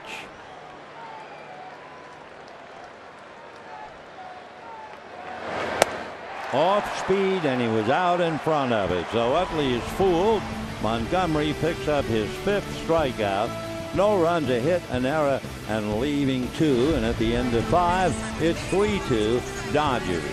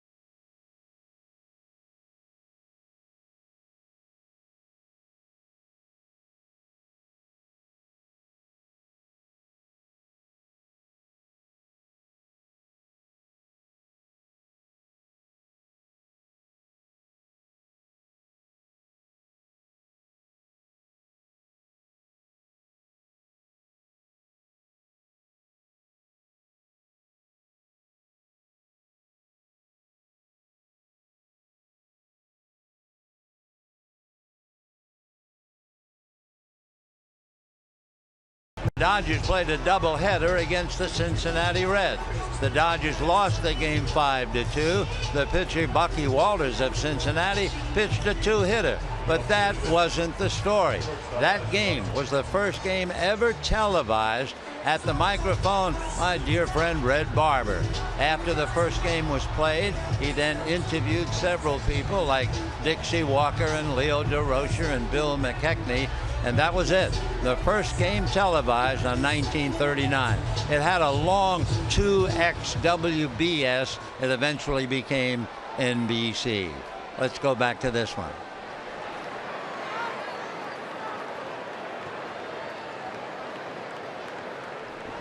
Pedro Baez comes in with the Dodgers leading 3-2. Norris has a chance to pick up a win. Addison Russell takes a strike. So Norris did well, especially the Dodgers were worrying that he might have to come out in the first inning for all they knew. So they were backed up and ready, but Bud turned in a good job. 0-1. Popped up, foul. Doesn't look like a play. And there is no play.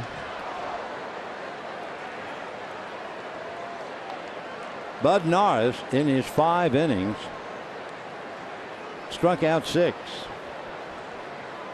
He was a bit wild. He walked 4.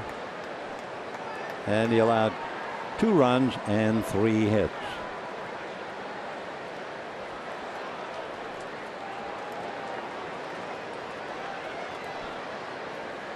Russell has singled to drive in the run and struck out. And now Baez wants to talk to Ruiz. Naturally, you can certainly understand this. Carlos has to take over the staff. They'll believe him because of his 11 years, but they still have to know each other.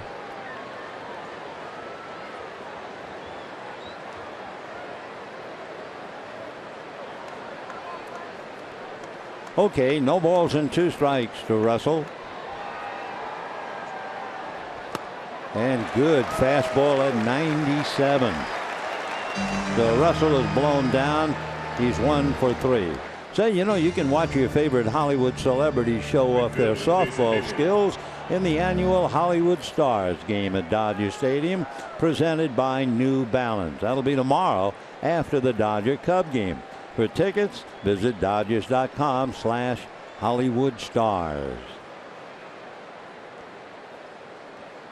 Now here's Jason Hayward. 1 out in the 6th.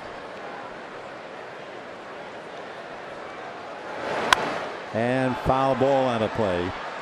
One thing you never talk about in baseball, you talk about whether a man can throw or he can field or he can hit for power. You don't talk about fear. Somewhere along the line, all of them, especially in the minor leagues, the lights are not good. They have to come to grips. Can I really play against guys who are wild, throwing 95? 1-1. Well, Jason Hayward in the big leagues. A double fracture of the jaw, seriously beamed by Jonathan Neese. He has fought his way back. And that's quite a journey. 1-1.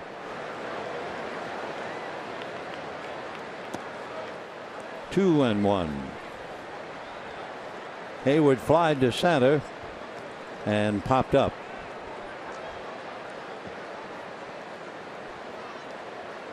Jason, his middle name I've never seen before. Adenolith. Adenolith, something like that. Jason Adenolith Hayward. Foul back. Born in Ridgewood, New Jersey. Lives in McDonough, Georgia.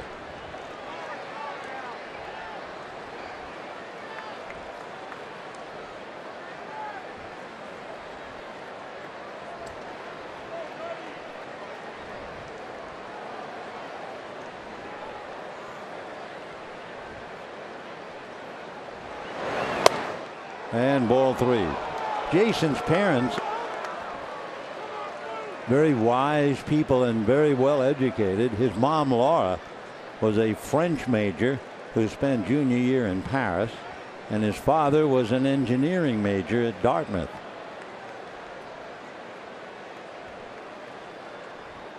His dad was born into a military family in South Carolina.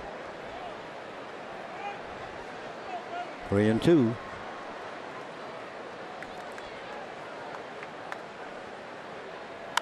And a high foul. Doesn't figure to have a play. Nope. Talking about Jason Hayward and his family, his parents unfortunately divorced. So they sent him here to Los Angeles to live with his uncle and attend a private school. That uncle, Kenny Washington, who was the 6th man on the UCLA national championship teams, 63, 64, 64 and 65. They were John Wooden's first 2 championship teams. So he spent a lot of time at Pauley Pavilion working out, playing with Kareem and a bunch of fellas like that. What a thrill growing up.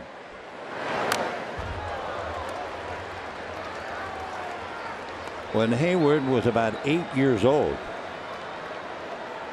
He helped his team in Georgia to the Roberto Clemente World Series championship. He learned one thing from his dad. In fact, it's something for all of us to think about, especially the younger people watching and growing up. Ask yourself every day, am I who I want to be? Foul back. So Jason does that every day, taught by his father. Hayward committed naturally to a scholarship to UCLA, but he ended up signing with the hometown Braves. Jason Hayward.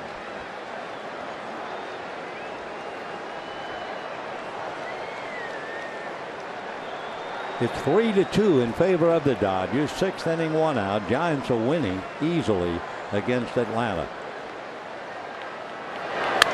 And a high fly ball playable.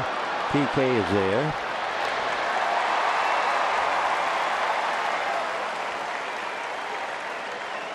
Two out in the 6th inning. And Soler coming up.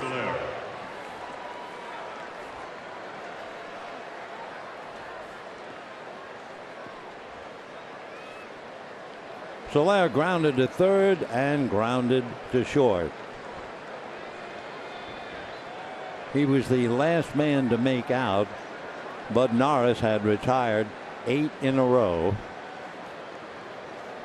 Then got into a little trouble in the 5th inning. And Baez picked up here in the 6th.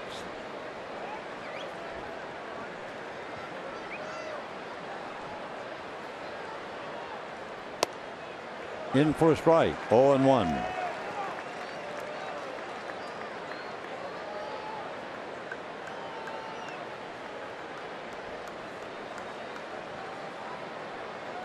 Cubs scored a run in the first. Dodgers came back, scored in the 2nd, 3rd, and 4th.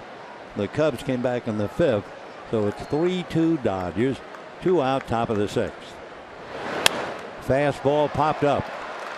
Looks like Seager. So a quick inning for Pedro Baez. Down go the Cubs, and at the end of 5.5 innings, 3-2 Dodgers.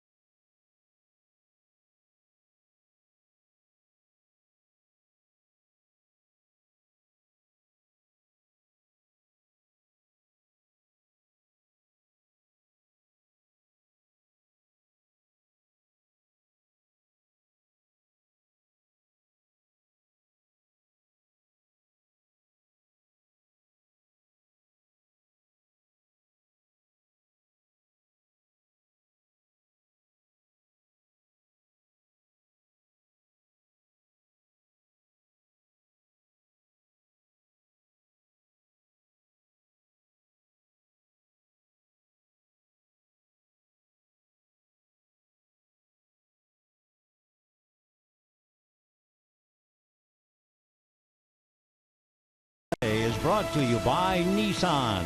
Choose Nissan today for great offers on our most exciting lineup ever. Shop online at choosenissan.com. And by Children's Hospital Los Angeles. We treat kids better. 3-2 in favor of the Dodgers. The Cubs bring in a new pitcher, Carl Fleming Edwards. He's 6'3", but only about 170 pounds. Born in Newberry, South Carolina, and lives in a little town called Prosperity. South Carolina, originally drafted by the Rangers in the 48th round. Carl Fleming Edwards, for one reason or 10, is known as CJ, but that doesn't make a creative nickname. Just a couple of years ago, playing in the minors, he had the nickname String Bean Slinger. Well, he's facing Andrew Toles. And ball one. So Toles batting for Baez. Carl Edwards Jr. going to work. Line drive right, and Rizzo. So Toles a very tough out. Lines out, and we have one down. Left fielder, number 47. Down in the pen, Joe Blanton loosening up. And Howie Kendrick going to the plate.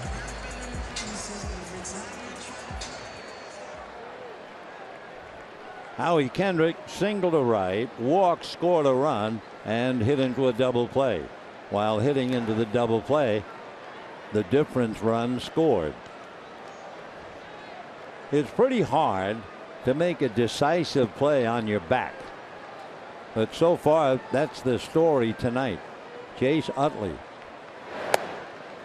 taking a base hit away from Zobrist, and while on his back, lobbing the ball somehow to Gonzalez just in time to prevent the tying run. Foul ball, 1-2.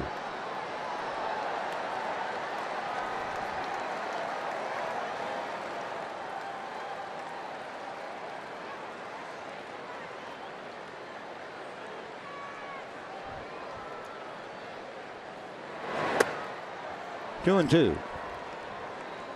So the String Bean Slinger, when he first heard about his nickname, he said no.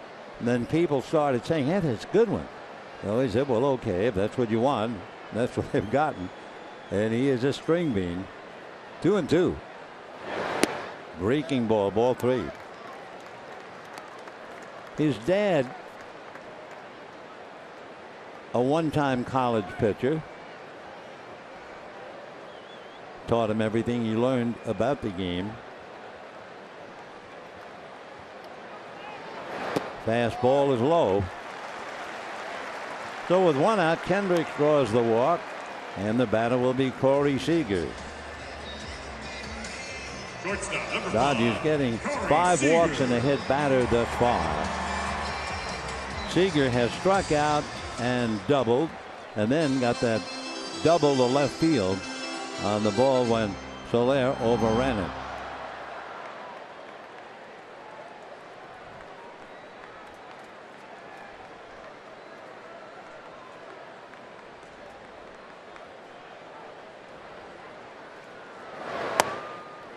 Fastball missed. 1 ball and no strikes.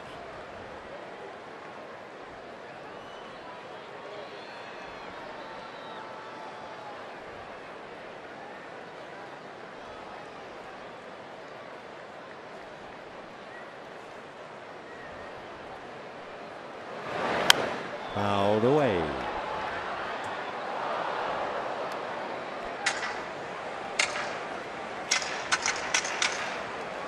Seager checking with Chris Woodward.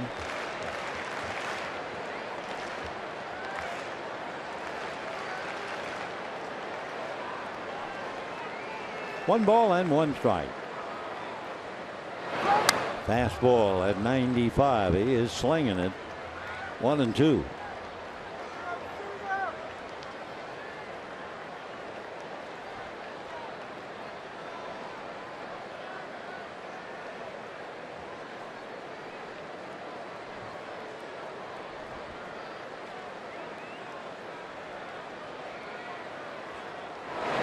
Breaking ball, and a good one after all those fastballs. So Seager strikes out. 2 down. Turner coming up. He's had 3 ground balls. Turner. When Carl Edwards Jr. was signed, he was tough to find. The Ranger scout who was looking for him looked all over the place, couldn't find Edwards' trailer, which was about 6 miles outside of town in a deep wooded acreage. The family had it for generations, but the scout didn't have any idea where he was. Good fastball. Finally, the scout had to go out and find him, pick him up on a dirt road, and he had to follow him on another dirt road into deep South Carolina territory.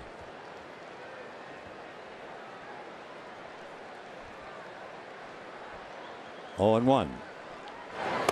Check swing on a good pitch. 0-2.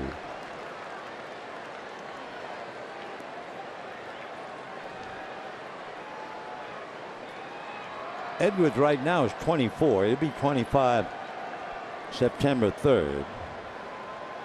But he's only pitching professionally. This would be his 4th year. Off speed, not touched by anything, glove or bat. So down to second base on the wild pitch goes Kendrick.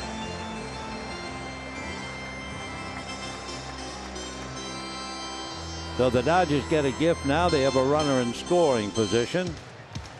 Justin Turner up there, 1 ball, 2 strikes. Turner's hit 3 ground balls. That's a little different for him. 0-3.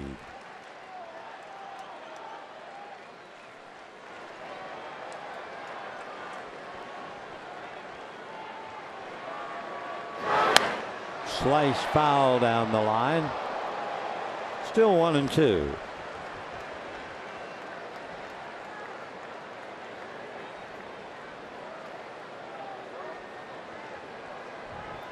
Of course, it's tough to face Edwards, but Edwards will tell you it was even tougher to be a batter. Edwards' first major league at bat, he faced Aroldis Chapman. 1-2. Off speed. Wow, great pitch for a young pitcher. Down goes Turner. No runs, no hit, a man left. It's Kendrick. And at the end of 6, 3-2 Dodgers.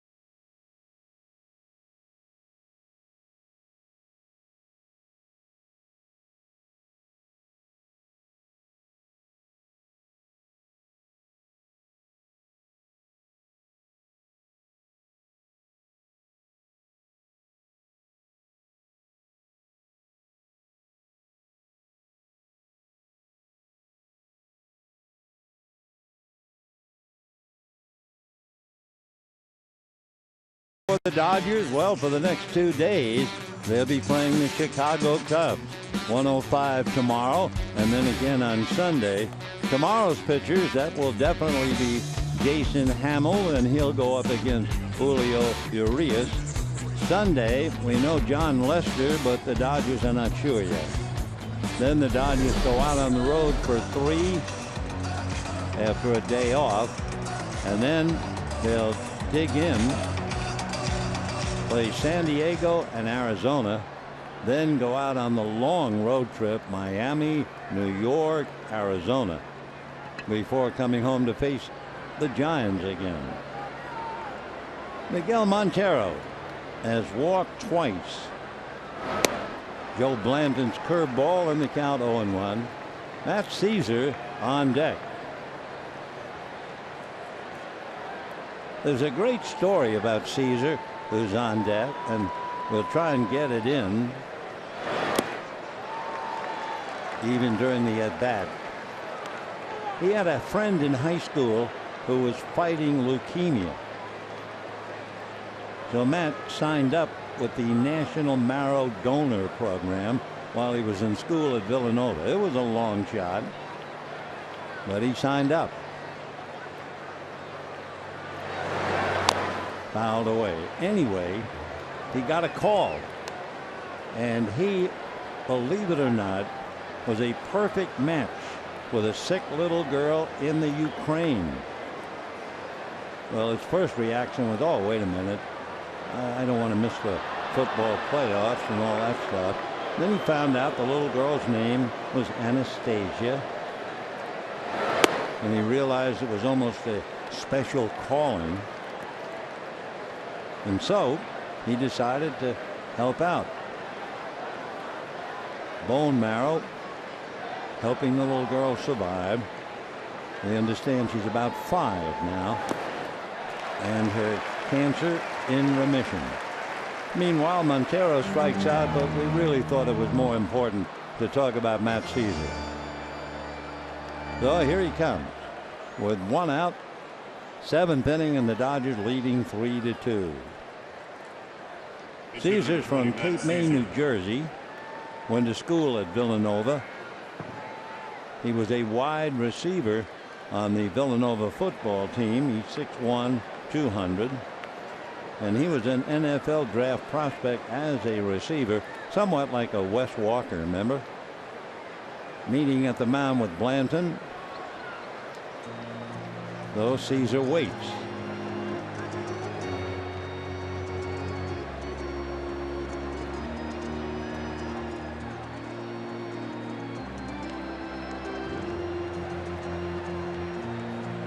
Just days after Caesar had hit for the cycle at Villanova University, he got the big move.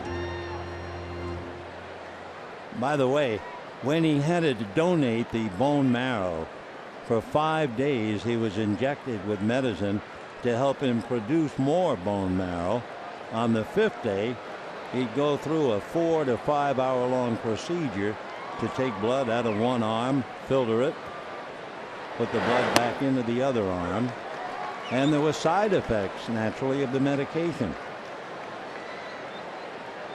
leading up to an operation for an enlarged spleen.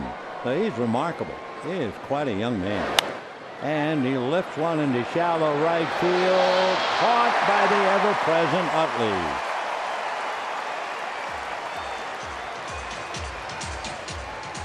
So Caesar, a pop fly, render to Caesar the things that are Caesar's. And in this time, Caesar gives it to Utley. So 2 outs, 7th inning, still 3-2 Dodgers. Utley's everywhere.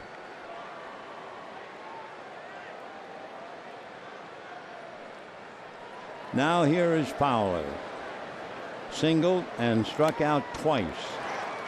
The Giants, meanwhile, are doing a number on the Braves. They're in the 7th inning, and the Giants are leading 7-0.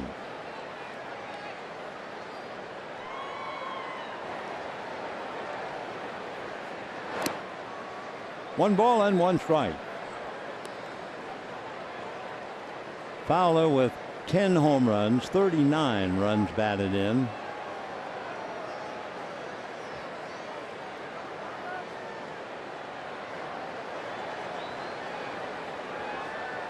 That's a strike.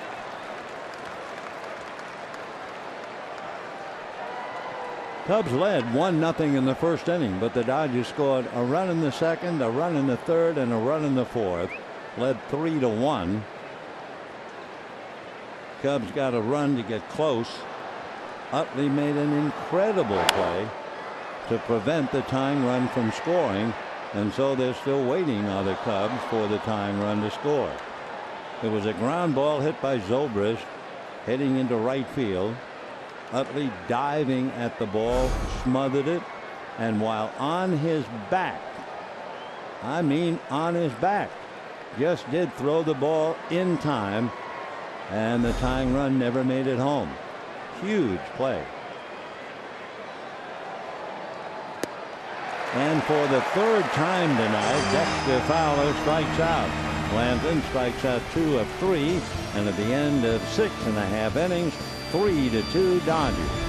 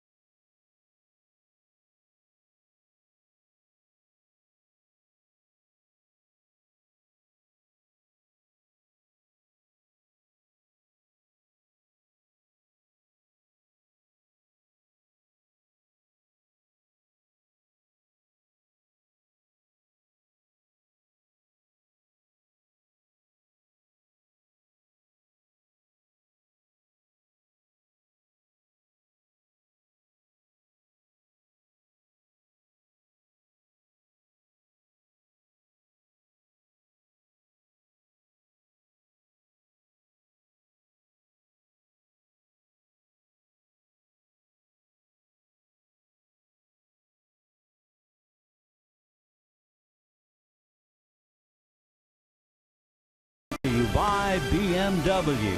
See a Southern California BMW Center today for exceptional offers.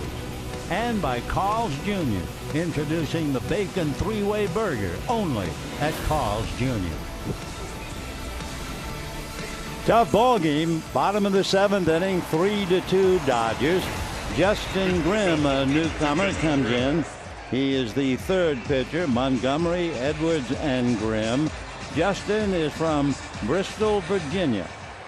6'3", 195. Just turned 28 years old. He was originally a 5th-round pick by the Rangers out of the University of Georgia. And first pitch, a little low, ball 1.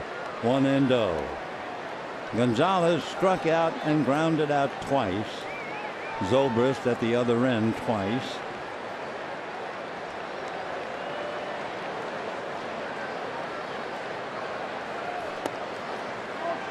Two balls and no strikes.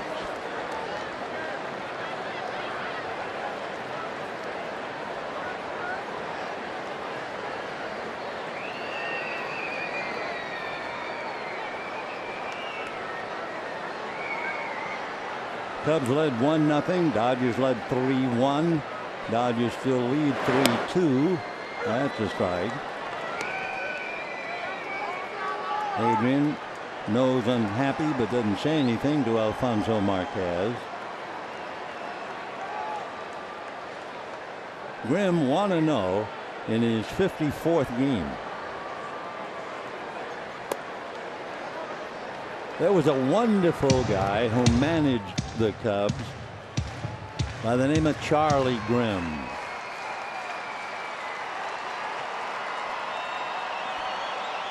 Justin, no relation.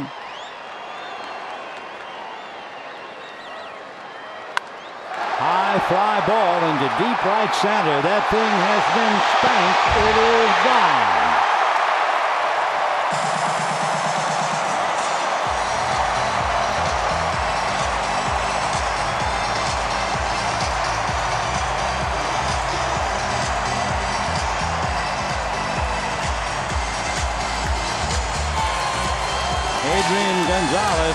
hit his 16th home run. That gives him 74 runs batted in. And the Dodger lead is 4-2. And now with a right-hander on the mound, Jock Peterson is coming up to bat for Hernandez.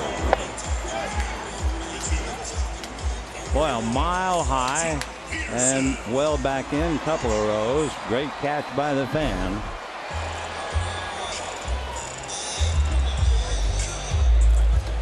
So Peterson will now hit for Hernandez, who walked, reached an error, and Peterson will pick up and finish the game in center field. And ball one. Looking at Grimm's numbers, that's the 5th home run that he's allowed in 40 innings.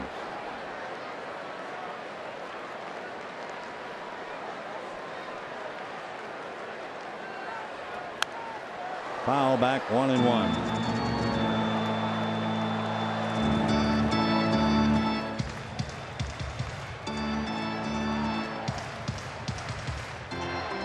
Adrian deep in thought, going over pitches. He just had a good fastball to jump on. Grimm also has curveball, slider, cutter, and a changeup. Ball 2, 2-1.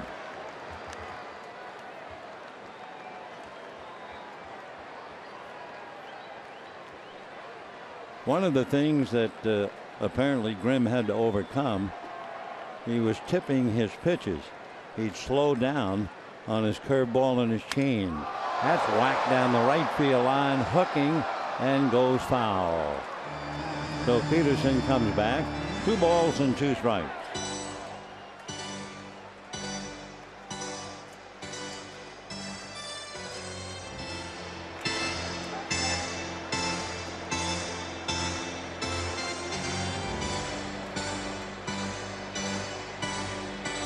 Four runs, 7 hits for the Dodgers. 2 runs, 3 hits for the Cubs. The Dodgers trying to return the favor. They went to Chicago and lost 3 out of 4 earlier this year.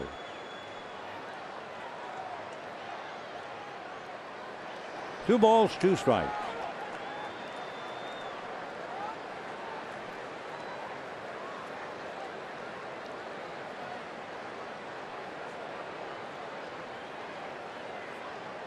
Curveball whacked to center. Fowler is there. So Peterson a fly ball, 1 away, and the batter will be Ruiz. Say, don't forget, Dodgers and Cubs tomorrow and Sunday afternoon. You don't want to miss the National League Showdown. And for tickets, visit Dodgers.com/tickets. A lot of people with Chicago saying, well, we'll probably see you in the playoffs. Well, we'll see. Julio Urias will be on the mound tomorrow against Jason Hamill. We're not quite sure yet who will go for the Dodgers against John Lester on Sunday. A strike to Ruiz. He's had a perfect night making his Dodger debut. Hit by a pitch, walked, and single to right.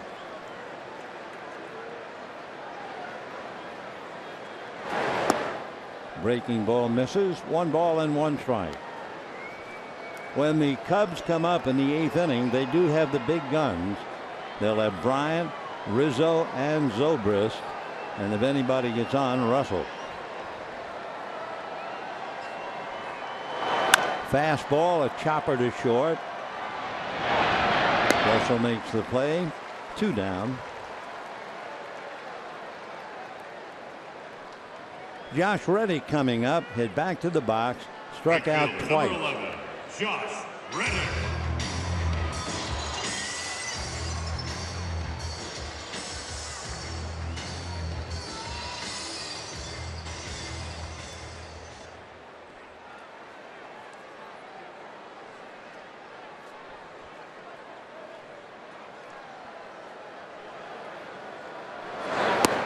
And ball 1.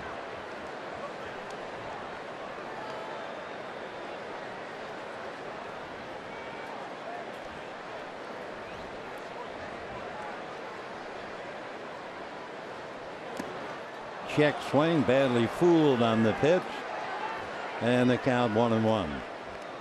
Cubs came here with a record of 81-45, 14 games in front of the Cardinals. So Joe has them playing exceptionally well. That's a line drive base hit into right field. So Reddick, who's had all kinds of tough luck looking for a base hit, gesturing the pitch he hit was down. He had hit back to the box, struck out twice, and now comes up a hit. The paid attendance tonight, 48,609. 48,609.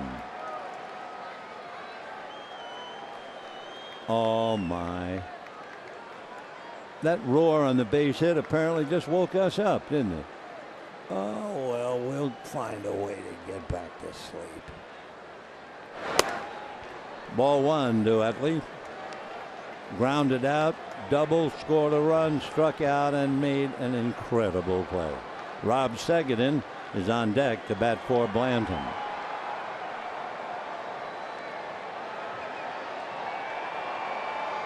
Gonzalez home run opened it up a little bit instead of a one-run game. Line foul. Adam Libator gets up.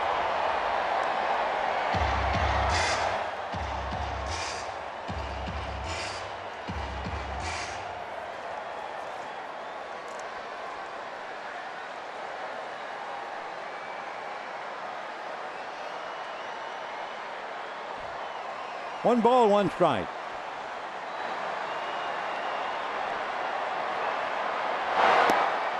One and two.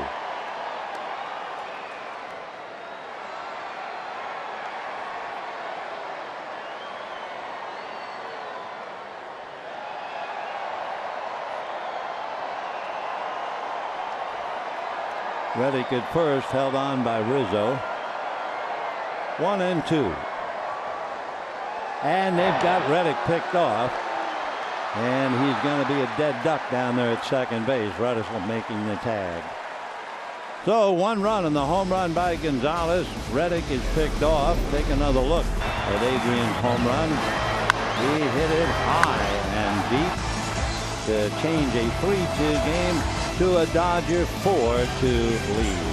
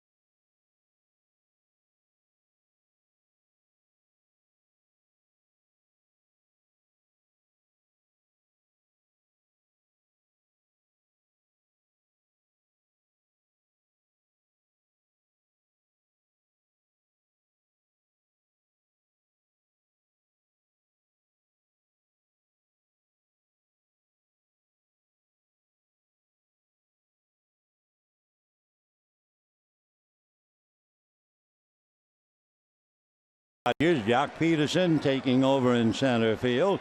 Kiki Hernandez comes out, and the first pitch to Bryant in for a strike. Chris Bryant hit into a force play, popped up and walked. scored a run in the first inning.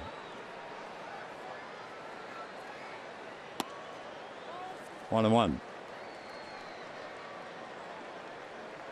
Chris out of Las Vegas, 6'5", 215 pounds. First round pick out of the University of San Diego. 2-1.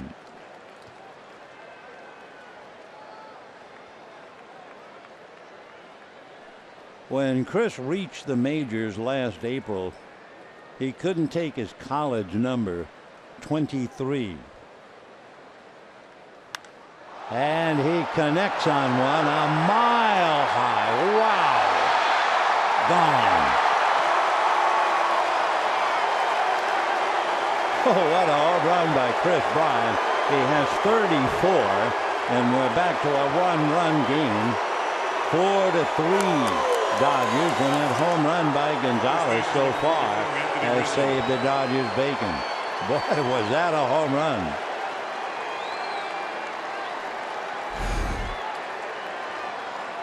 Brian got that pitch out over the plate, and he certainly knew what to do with it. I mean, it was so high, and the Cubs, led by David Ross, doing a 5. So it's 4-3 Dodgers. And here's Rizzo.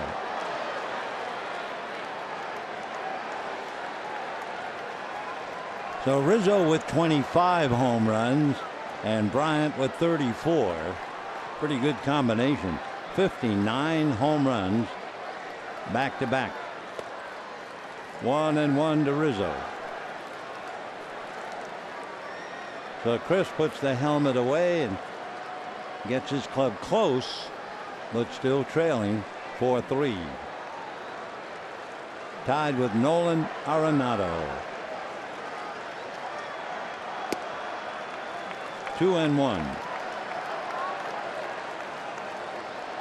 For Joe Blanton, that is the 6th home run that he's allowed. We're in the 8th. 4-3 Dodgers. A hopper into deep right field to the Dodgers infielder, and that's Justin Turner playing in the hole on the right side. He was deep enough to take a little steam off that because that ball was really hit hard. So 1 out. Turner now goes back to playing third base. And here's Ben Zobrist, struck out twice and then came up with a big play. Tying run Bryant at third, and he hit what looked like a base hit, and that was that great play by Chase Utley. And a fly ball to center, doesn't have enough behind it. 2 out. Addison Russell coming up. Single to center, the drive in a run, but then struck out in the 4th and struck out in the 6th.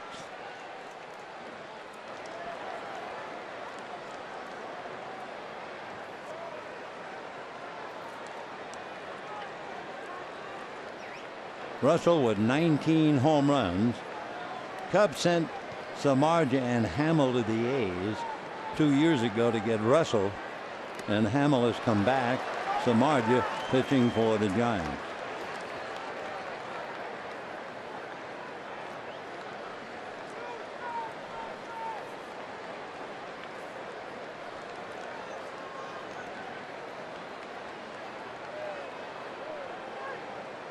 Check swing. They look.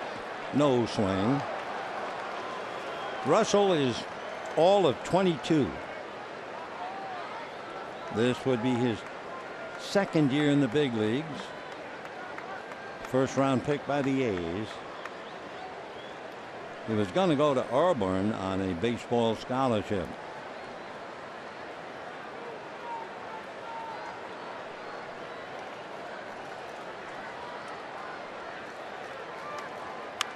Pull foul, 1-2. Russell weighs 195. It wasn't always that way. He's dropped about 30 pounds. At the beginning of the summer, he was weighing about 225, dropped to 30, and then signed a contract for $2.6 million for the A's. It was worth dropping the weight. 2-2.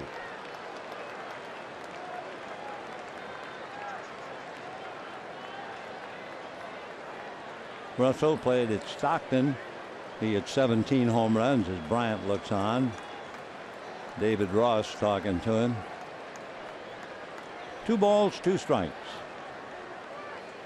Fastball didn't quite get enough.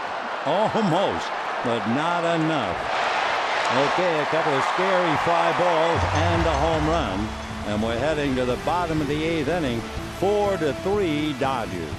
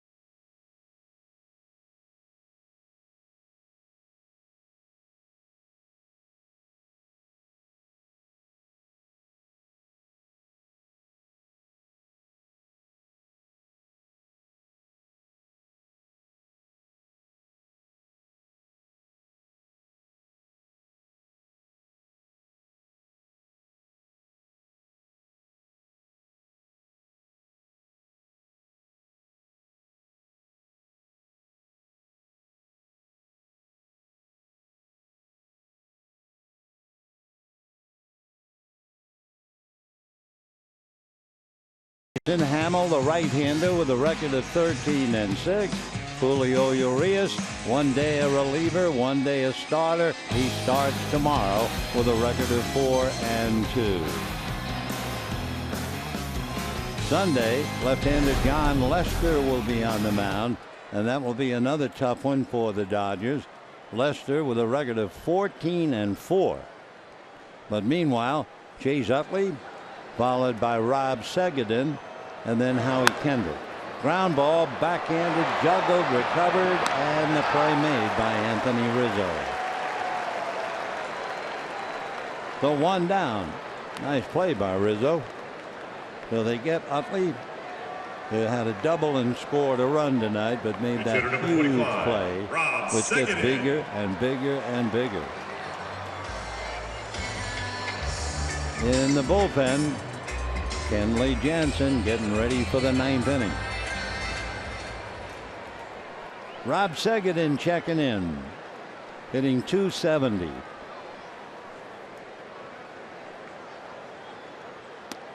Breaking ball, strike, 0-1. 2 home runs, 12 RBIs for the new father.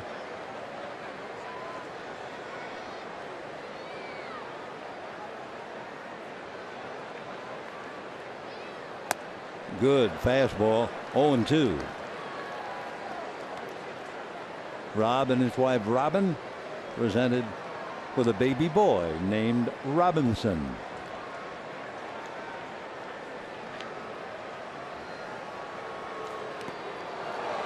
In the dirt, recovered by Montero, and the out at first. So we have 2 down. Kendrick coming up.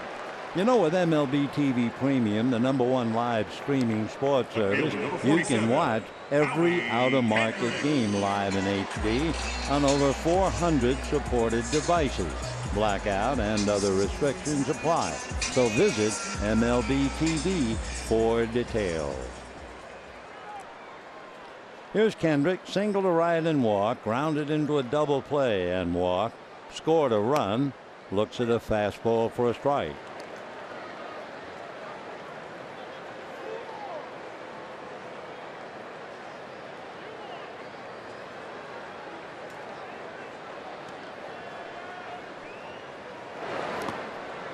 When the Cubs come up in the ninth inning, they are due to have Hayward, Soler, and Montero. Meanwhile, Giants are beating the Braves 7-0, bottom of the eighth inning. 1 ball, 1 strike. That's a strike. 1-2.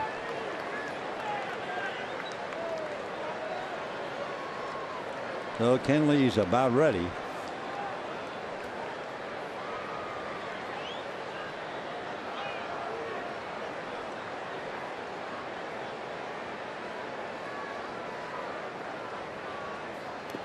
In the dirt.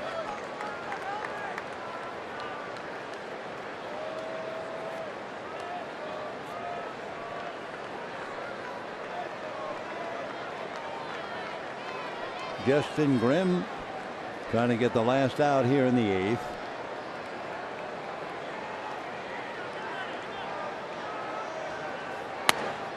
Good pitch. Strike 3. That'll do it for Howie and for the Dodgers. So here come the Cubs, Hayward, Soler, and Montero. And here comes Henry Jansen.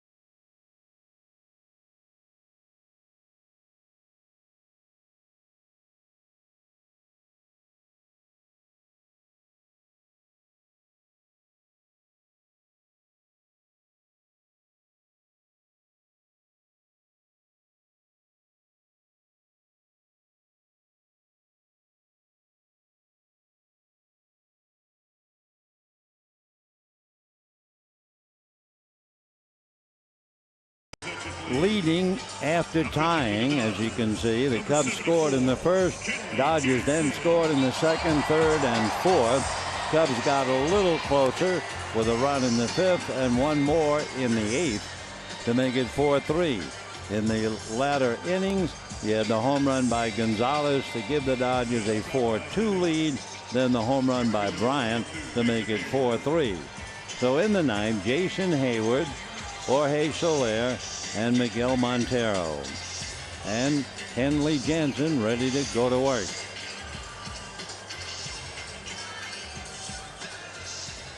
Hayward tonight, 2 fly balls popped up, 0 for 3.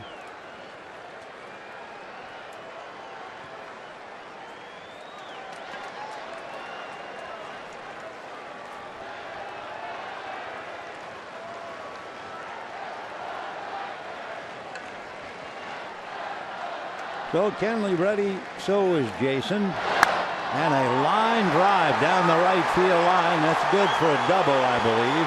Hayward on his way into second base with a stand-up double.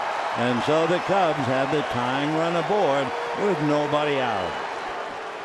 Left fielder number 68, Jorge Soler. So a bullet to right field. Tying run aboard. No doubt about that for 2. Reddick over to get it and fire it back in. So for Jason Hayward, comes up with a key double, his 21st. Now here's Soler hitting .242, 9 home runs, 25 runs batted in. Utley went to the mound to say something to Kenley.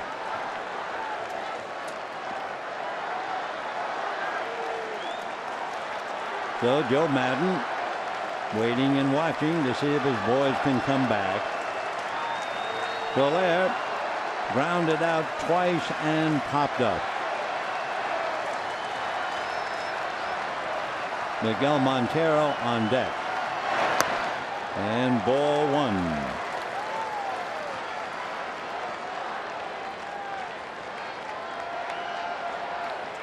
There's Miggy.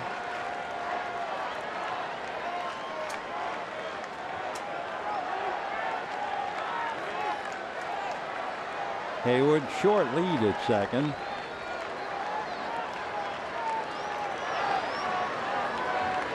And even though he has a short lead, Jansen decided to look back at him. The way the Dodgers are deployed, there's no way Seager can bother him.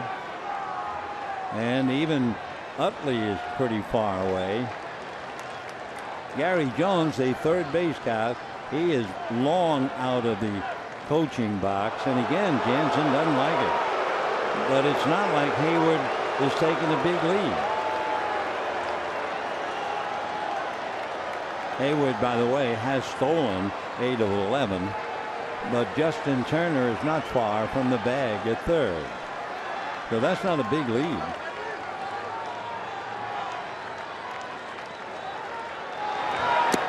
And ball 2. So whether Jansen has been distracted by Hayward, he's certainly been bothered by his presence at second base. 2 balls and no strikes to Soler. Montero on deck, and then the pitcher's spot.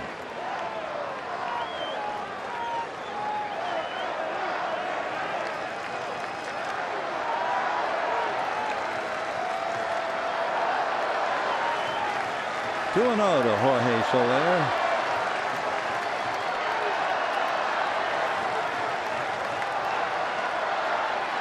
Boy, he's really bothered by him. Gets a strike, however.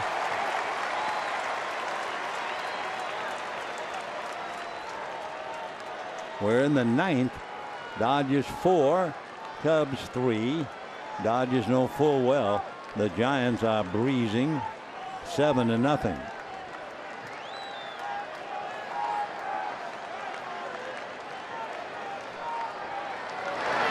Foul back. Soler is from Havana, Cuba. He was the top player on Cuba's junior national circuit. Cubs signed him to a 9-year deal in 2012. He's 26 now. 2-2, tying run. Hayward at second. Utley kind of walking around just to try and do a little head job on Hayward, but then he'll have to get back to cover on the right side. 2-2. And Utley's just taking an evening stroll out there. He's obvious, is Jansen, that it's bothering him. So Utley's trying to do everything he can to take a step away from Jason Hayward. And now Ruiz goes out. So ever since Hayward doubled, Jansen appears very uncomfortable. One of the big reasons is the fact that Kenley has always been very susceptible to the stolen base. Not that I'm saying that Hayward's going to try to steal third, but Utley's doing everything he can to at least have a presence out there as Hayward takes his lead. 2-2 to Soler. Foul back. Big battle going on here with the ball game on the line.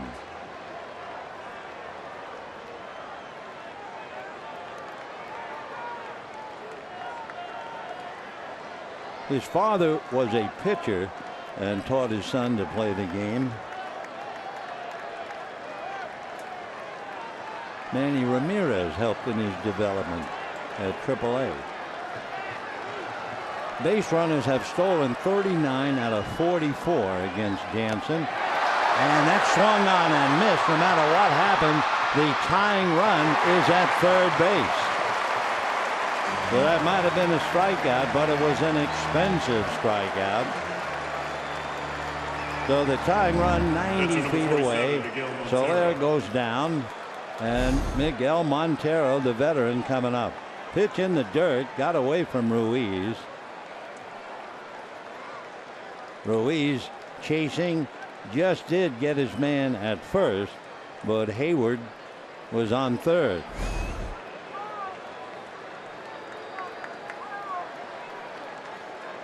So 90 feet away with Miguel Montero, the batter.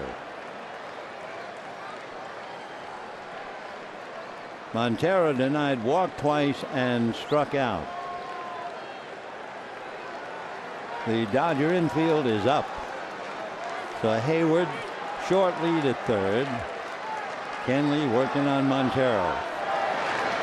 And throws it to the backstop. Here comes Hayward to score. And we have a brand new game. I'll tell you one thing, Kenley was just unsettled. Once Hayward was at second base, it really bothered him. And now Hayward's in the dugout. So Montero watches a wild pitch, cash in Hayward, and we're even at 4 in the ninth. When the Dodgers come up in the bottom of the ninth, by the way, Seager, Turner, and Gonzalez. 1 out, bases empty. 1-0 to Montero, and he hits a fly ball to left, cruising over Kendrick to make the catch. Well, as you look at it, that fly ball would have scored Hayward. 2 down. The batter now will be Wilson Contreras.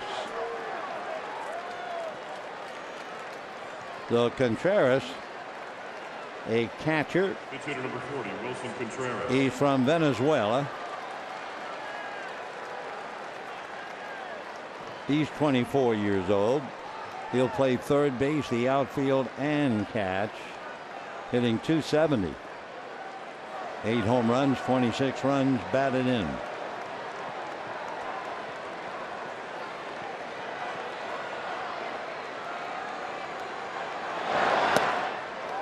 Oh, and 1.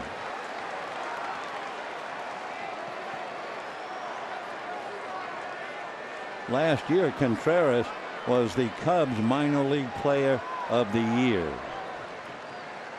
Took him a long time to get there. It took him 7 years just to get to Double-A. 0-1. 0-2.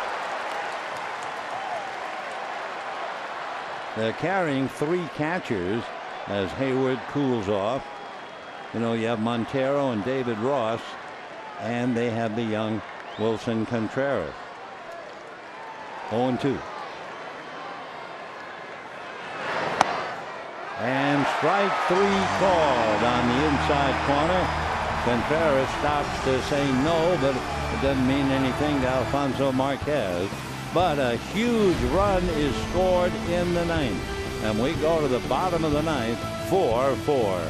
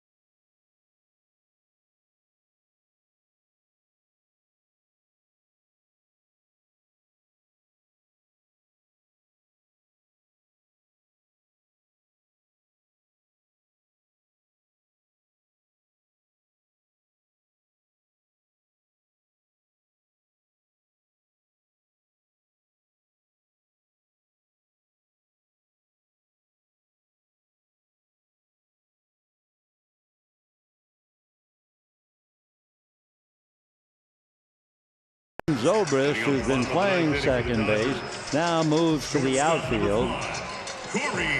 Javier Baez will take over at second base. The new pitcher for Chicago, Travis Wood. Wood 3-0 in his 63rd game. Travis is from Little Rock, Arkansas, lives in Alexander, Arkansas. He was originally a second-round pick by the Reds out of high school. Back in May, Cub pitchers, this was last year, set a National League record. The staff drove in 19 runs. Travis Wood had 3 home runs and 8 RBIs that year for the Cubs.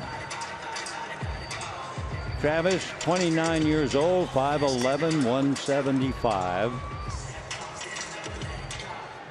He was a big Atlanta fan, so he grew up watching Greg Maddux, Tommy Glavine. 29-year-old left-hander, and he'll be pitching to Seager, Turner, and Gonzalez. Final score up north, the Giants 7, the Braves nothing. So the Dodgers with a 2-game lead. Right now it's 1.5.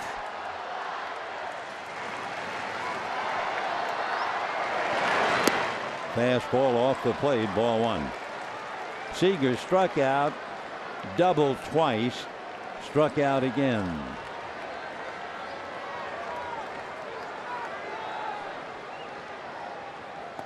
And ball 2.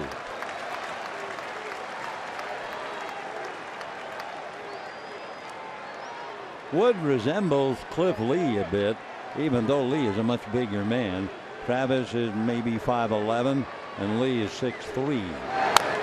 Little roller. The reason is he lives about 2 minutes away from Cliff Lee in Arkansas. He does charity work with him, and he began working out with Cliff religiously way back in 2008. He also became the first Cub pitcher to hit a grand slam in 2013. That's a towering foul. Bryant has a little room and a big out.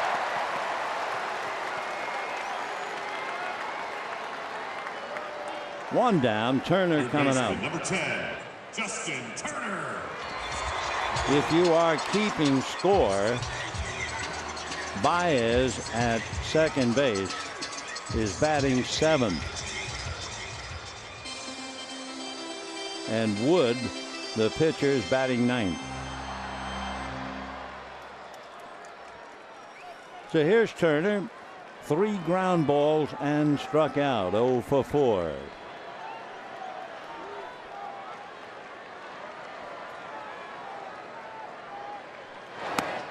And a strike, 0-1.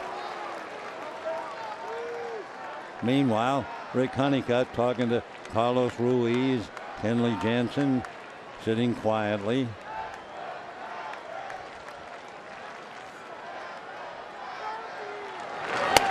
One ball and 1 strike.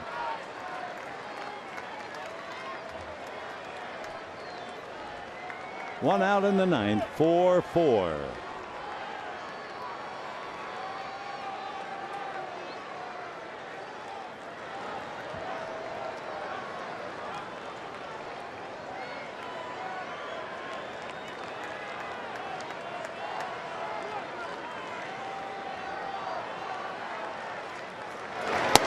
And that misses, ball 2.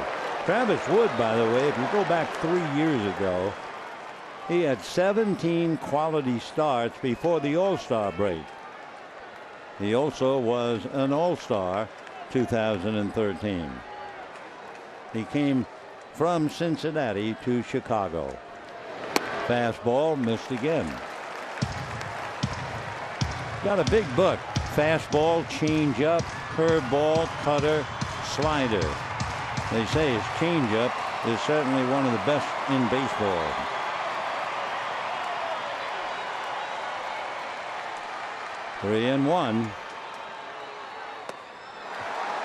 3-2.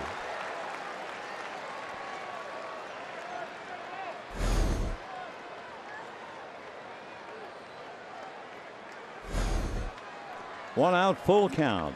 On deck, Adrian Gonzalez.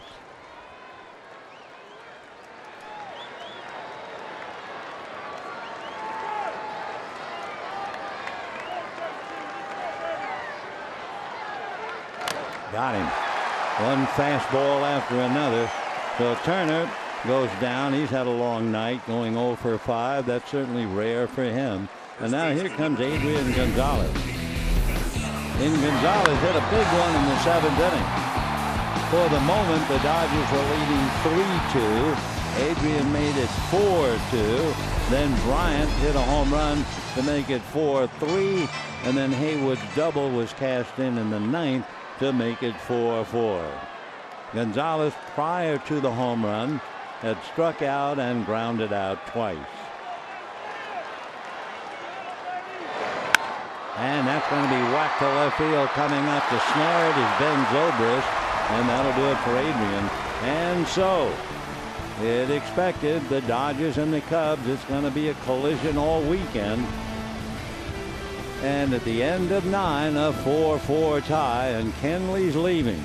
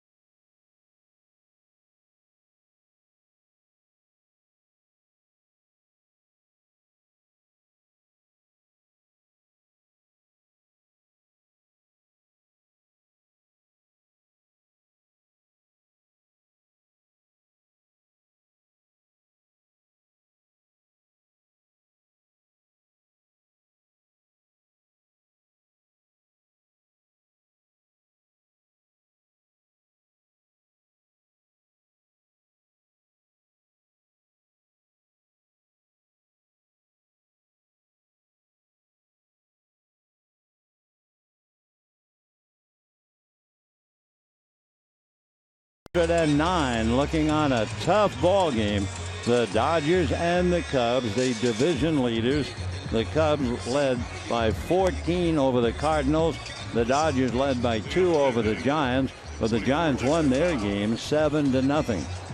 So to split a hair right now, the Dodger lead is a game and a half. They win, they go back to 2, and they lose, it drops to 1. Adam Liebertor, the 4th Dodger pitcher. Bud Norris, then Baez, Blanton, and Liebertor. It's been Montgomery, Edwards, Grimm, and Wood for Chicago. The leadoff man, Dexter Fowler, singled in the 1st inning, and since then has struck out 3 times.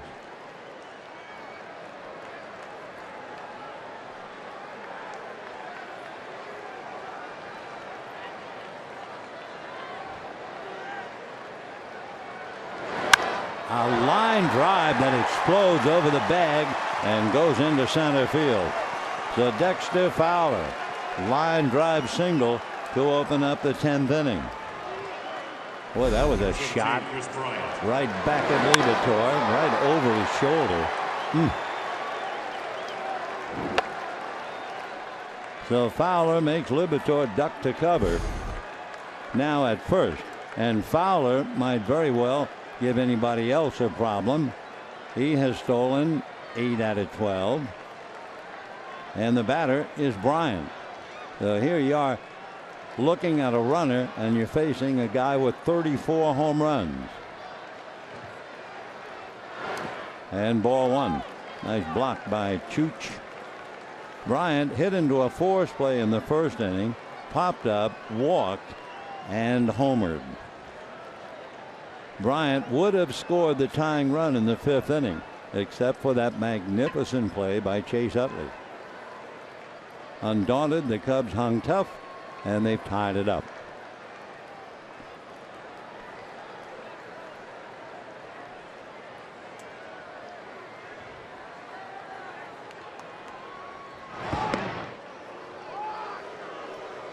Four runs, 6 hits, 1 error for the Cubs. 4 runs, 8 hits, no errors for the Dodgers.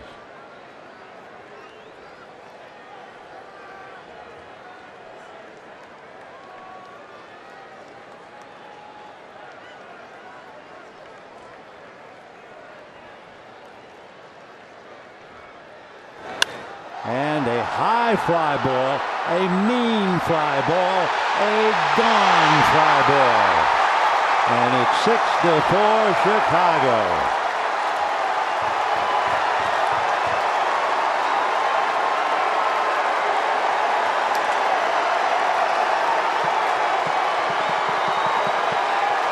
So Fowler singles, and Bryant does what he does so well.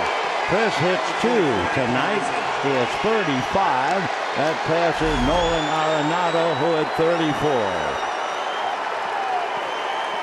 What a hitter he is, and he is just beginning. Whoa. So 6-4 in favor of Chicago.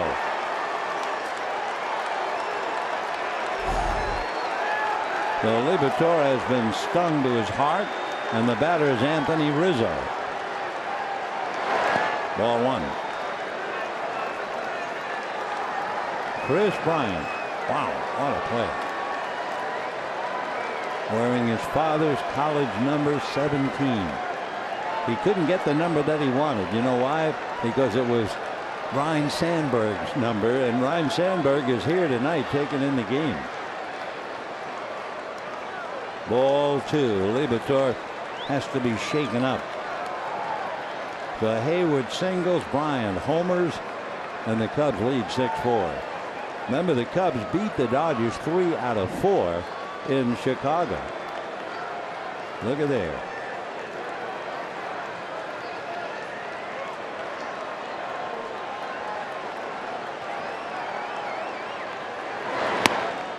And a strike. You don't get much rest. I mean, Bryant hits one out, and Rizzo, who has 25, checks in right after him.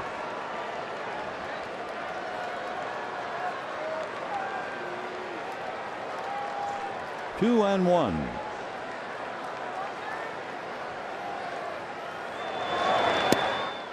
And ball 3.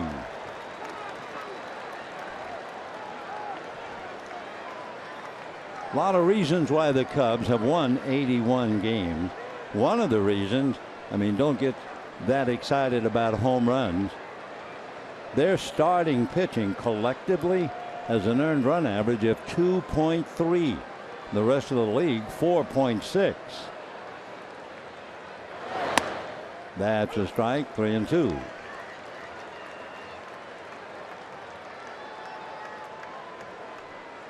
Just the difference. The Cubs 2.3, and the next staff, Miami, 3.7. Over a run difference. That's huge.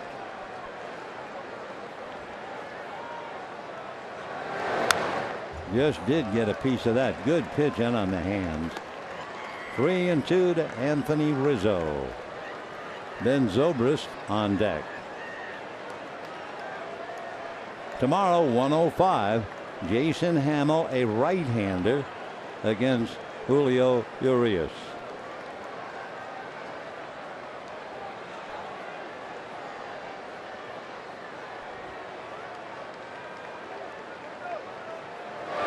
Fastball slapped to left. Kendrick is there.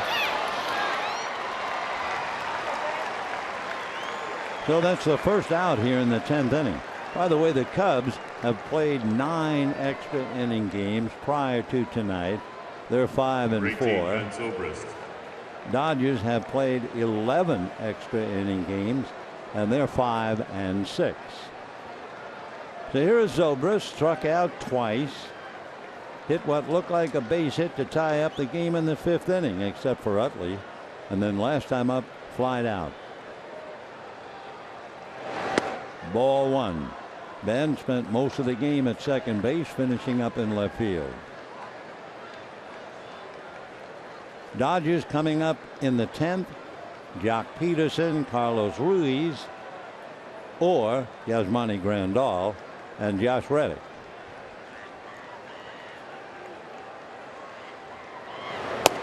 In there. 1-1.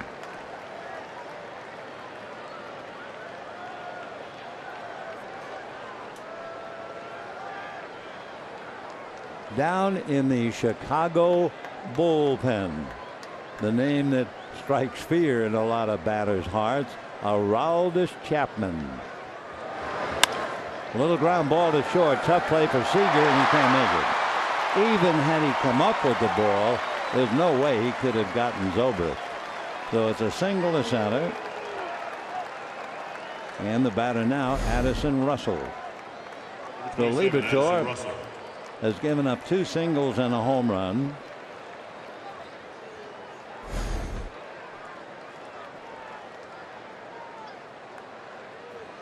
Yep, there he is, Aroldis Chapman, who throws over 100 miles an hour.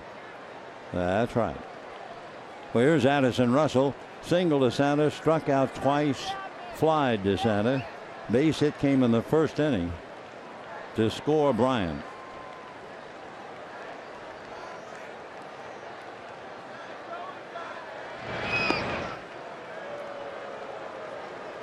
Zobrist doesn't do much running. When he does, he's not particularly successful. He has stolen 4, but he's been caught 4.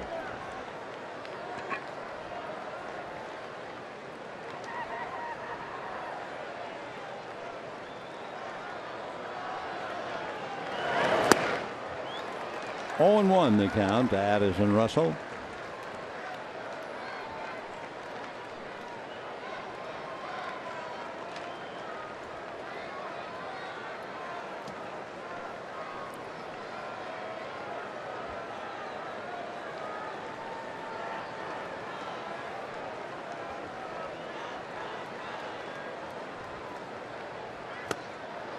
Oh, 0-2. Waiting on deck, Jason Hayward, who led off the 9th inning with a double against Kenley Jansen. Eventually scored to tie the game, and now the Cubs have scored twice to lead the game 6-4.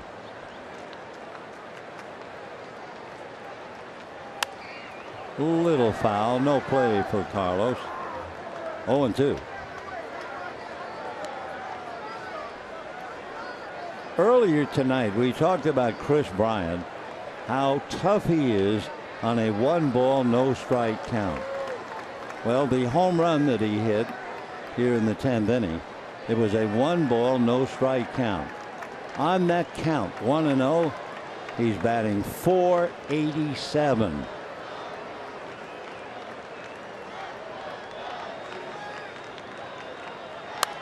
Fastball fouled away.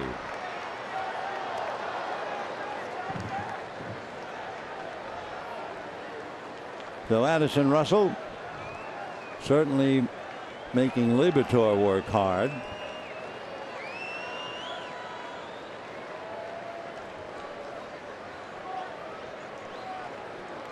No balls, 2 strikes.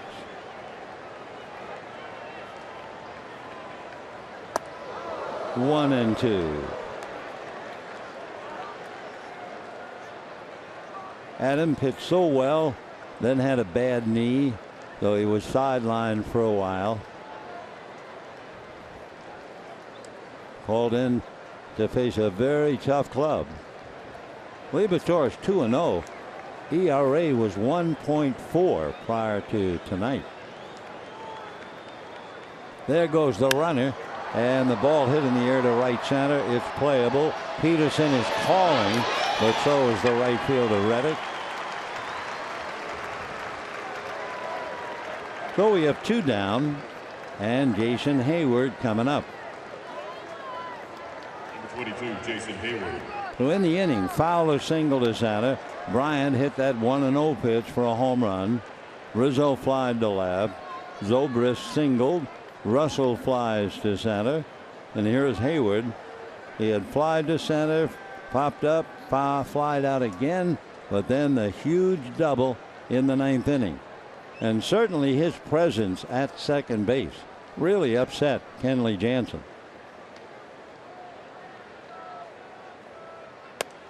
Strike. Kenley suddenly became very uncomfortable, maybe thinking Hayward would steal third. Twice Kenley got off the rubber and turned and looked.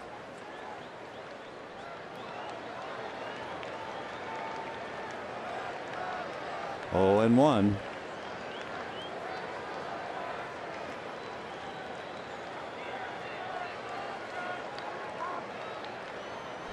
In that 9th, remember, he had the strikeout, but the out had to be recorded at first. That allowed Hayward to move to third, and he scored on the wild pitch.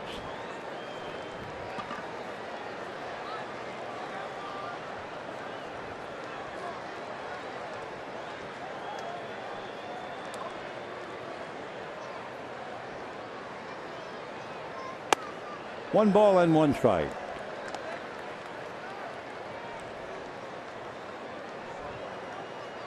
When the Dodgers come up in the bottom of the 10th, Jock Peterson, Carlos Ruiz, or Yasmani Grandal, or Josh Reddick, the right fielder, but they might hit for him as well. 1-1. And that's slapped into shallow left. Seager can't get it, and neither can Kendrick. So Hayward, little pop fly single. Zobrist advancing to second, and the batter will be Javier Baez, the young second baseman.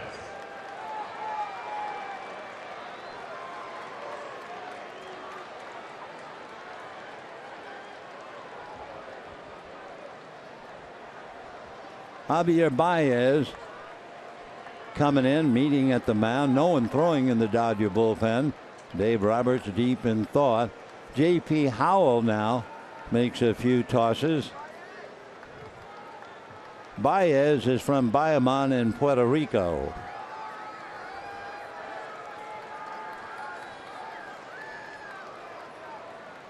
August the 5th, 2 years ago, playing his first major league game, Baez swung at the first pitch he saw from Boone Logan, leading off the 12th inning, and hit a home run.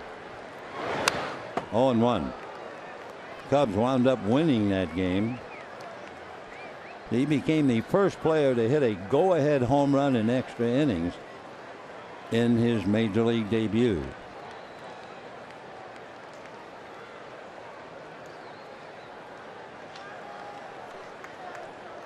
There's the man of the hour, Kyle Bryant. 35 home runs. David Ross is out on deck.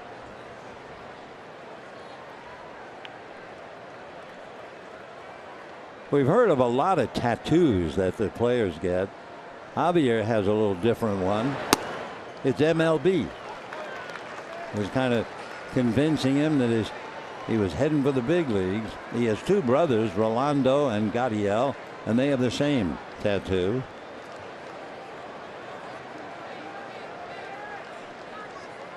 Oh, and 2. 24 years old, 6'1", 200 pounds. Fouled away. A lot of deuces. 2 in, 2 on, 2 out, 2 strikes. They're very high on Baez. The Cubs picked him in the first round. That first round pick gets a lot of money. He got $2.6 million. They think he's going to develop into quite a player, but he's just starting out. 0-2.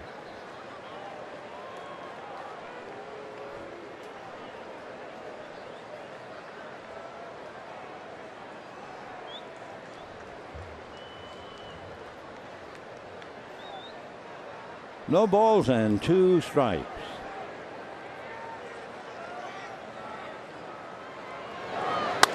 Line foul into the seats.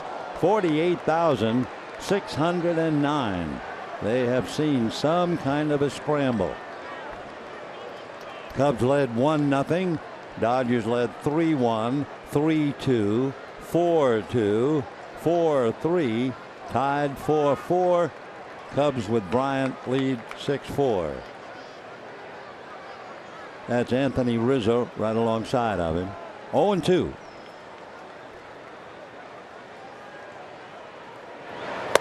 Off speed, chased and missed out of the strike zone. Young hitter couldn't wait.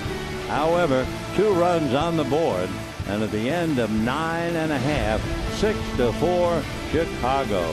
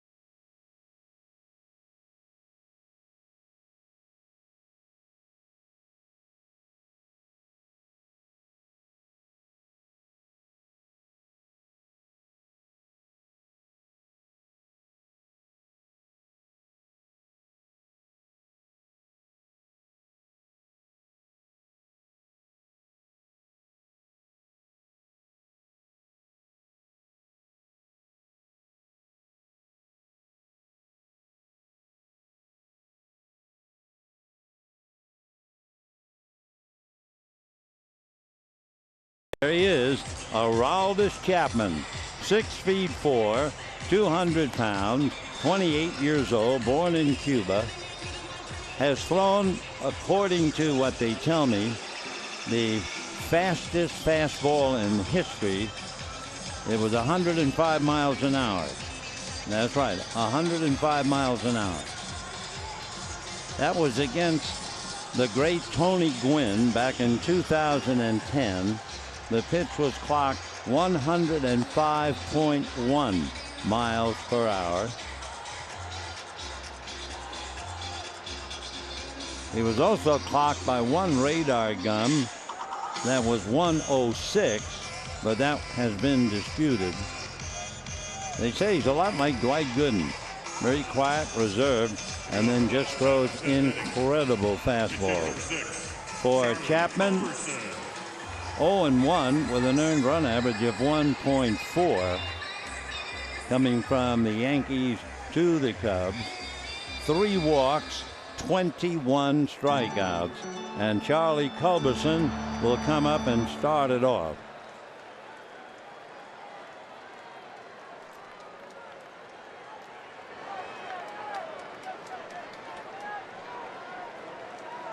So Jock Peterson has to sit this one out. And let's see about Culberson. Ball 1, loosening up at 101. Yep, they'll put it up for the fans to see.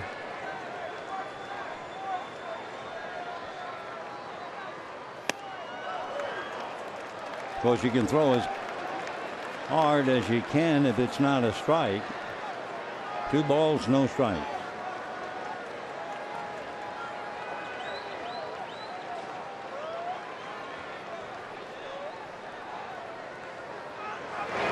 Remember, the Dodgers almost had Aroldis Chapman. Then, I don't know, there was a big story, an argument, whatever. He went into a garage, fired off a gun. Dodgers figured no thanks. Went to the Yankees. Now he's with the Cubs. 3-1. By the way, that's Wilson Contreras behind the plate handling him, not Miguel Montero.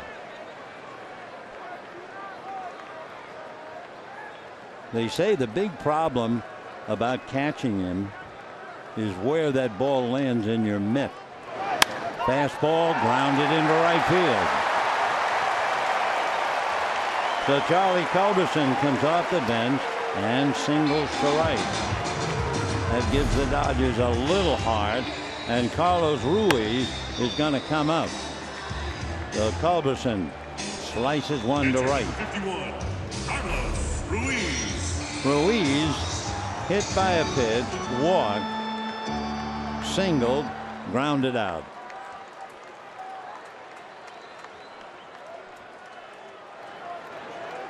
Naturally, being left-handed, Chapman kind of blocks Yasmani Grandal's power.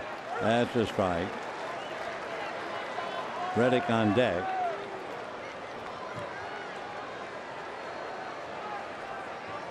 No balls and one strike.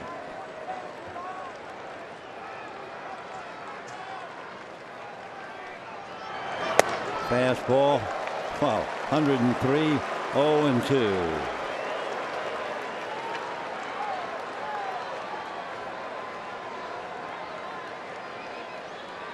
Aroldis Chapman, I don't know if he still does, had vanity plates on his car that read 102 mph. That car, by the way, a Lamborghini. That certainly fits him. He had an inscription, a tattoo on his left wrist. A baseball with a trail of flames that said 105.1. Fastball, slow roller, charging. Bryant makes the play. Down to second base goes Culberson. One out. Now Reddick is coming up.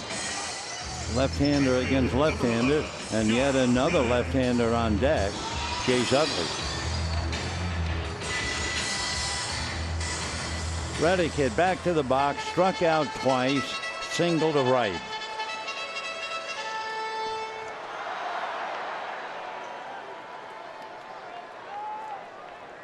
One out, 10th inning, 6-4 in favor of Chicago.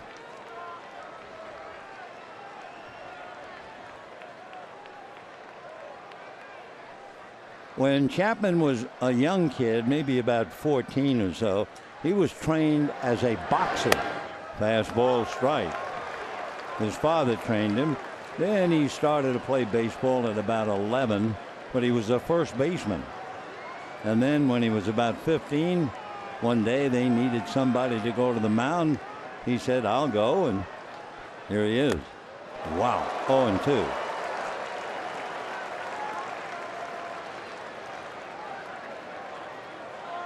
Chapman left the Cuban national team in a tournament in the Netherlands, defected so he could pitch here.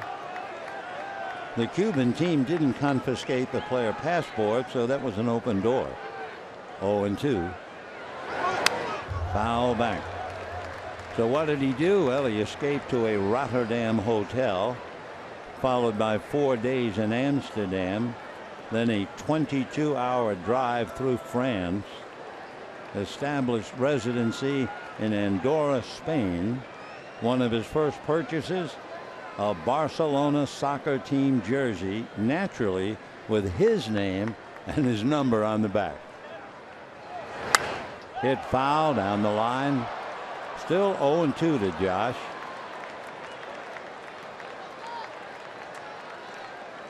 One out, 10th inning, 6-4 Chicago. And they'll be right back at it tomorrow at 1:05.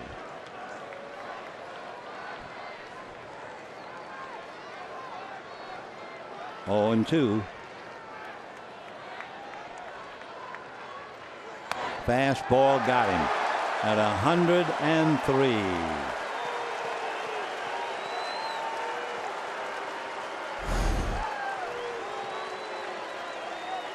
The Dodgers' problem tonight really is the fact they've gotten men on base but they can't come up with a base hit with runners in scoring position.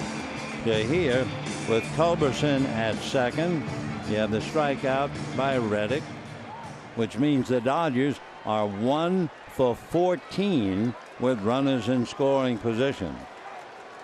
So here's Utley trying to get aboard. Grandal finally comes out on deck.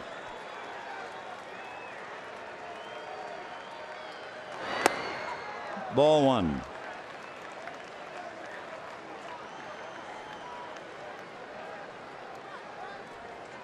Dodgers had 9 men left on in the first 6 innings, and they've paid for that. Dodger lead will be cut to 1. Giants won 7-0.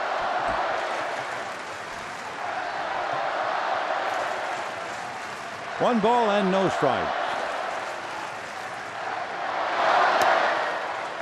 2-0.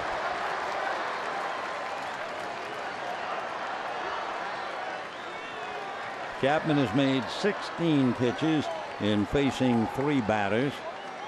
Gave up the single to Culberson going to right field. Got Ruiz on a slow ground ball. Struck out Reddick.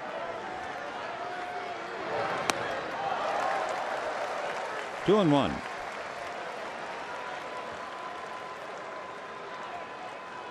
Utley's hand strike. Yeah. Oh, well, never mind. I think he asked first Contreras and then the umpire. That's the old gag with Chapman. Didn't that sound low?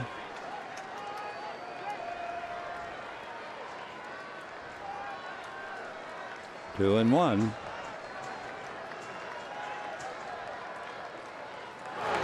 Fastball foul back. 2-2.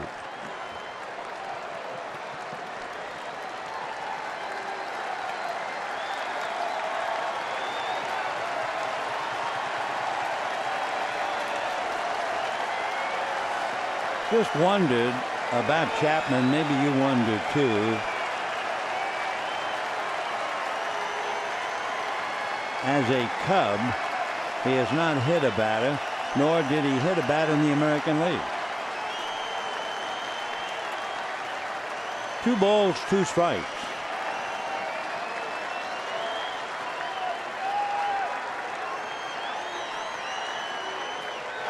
Fastball got him.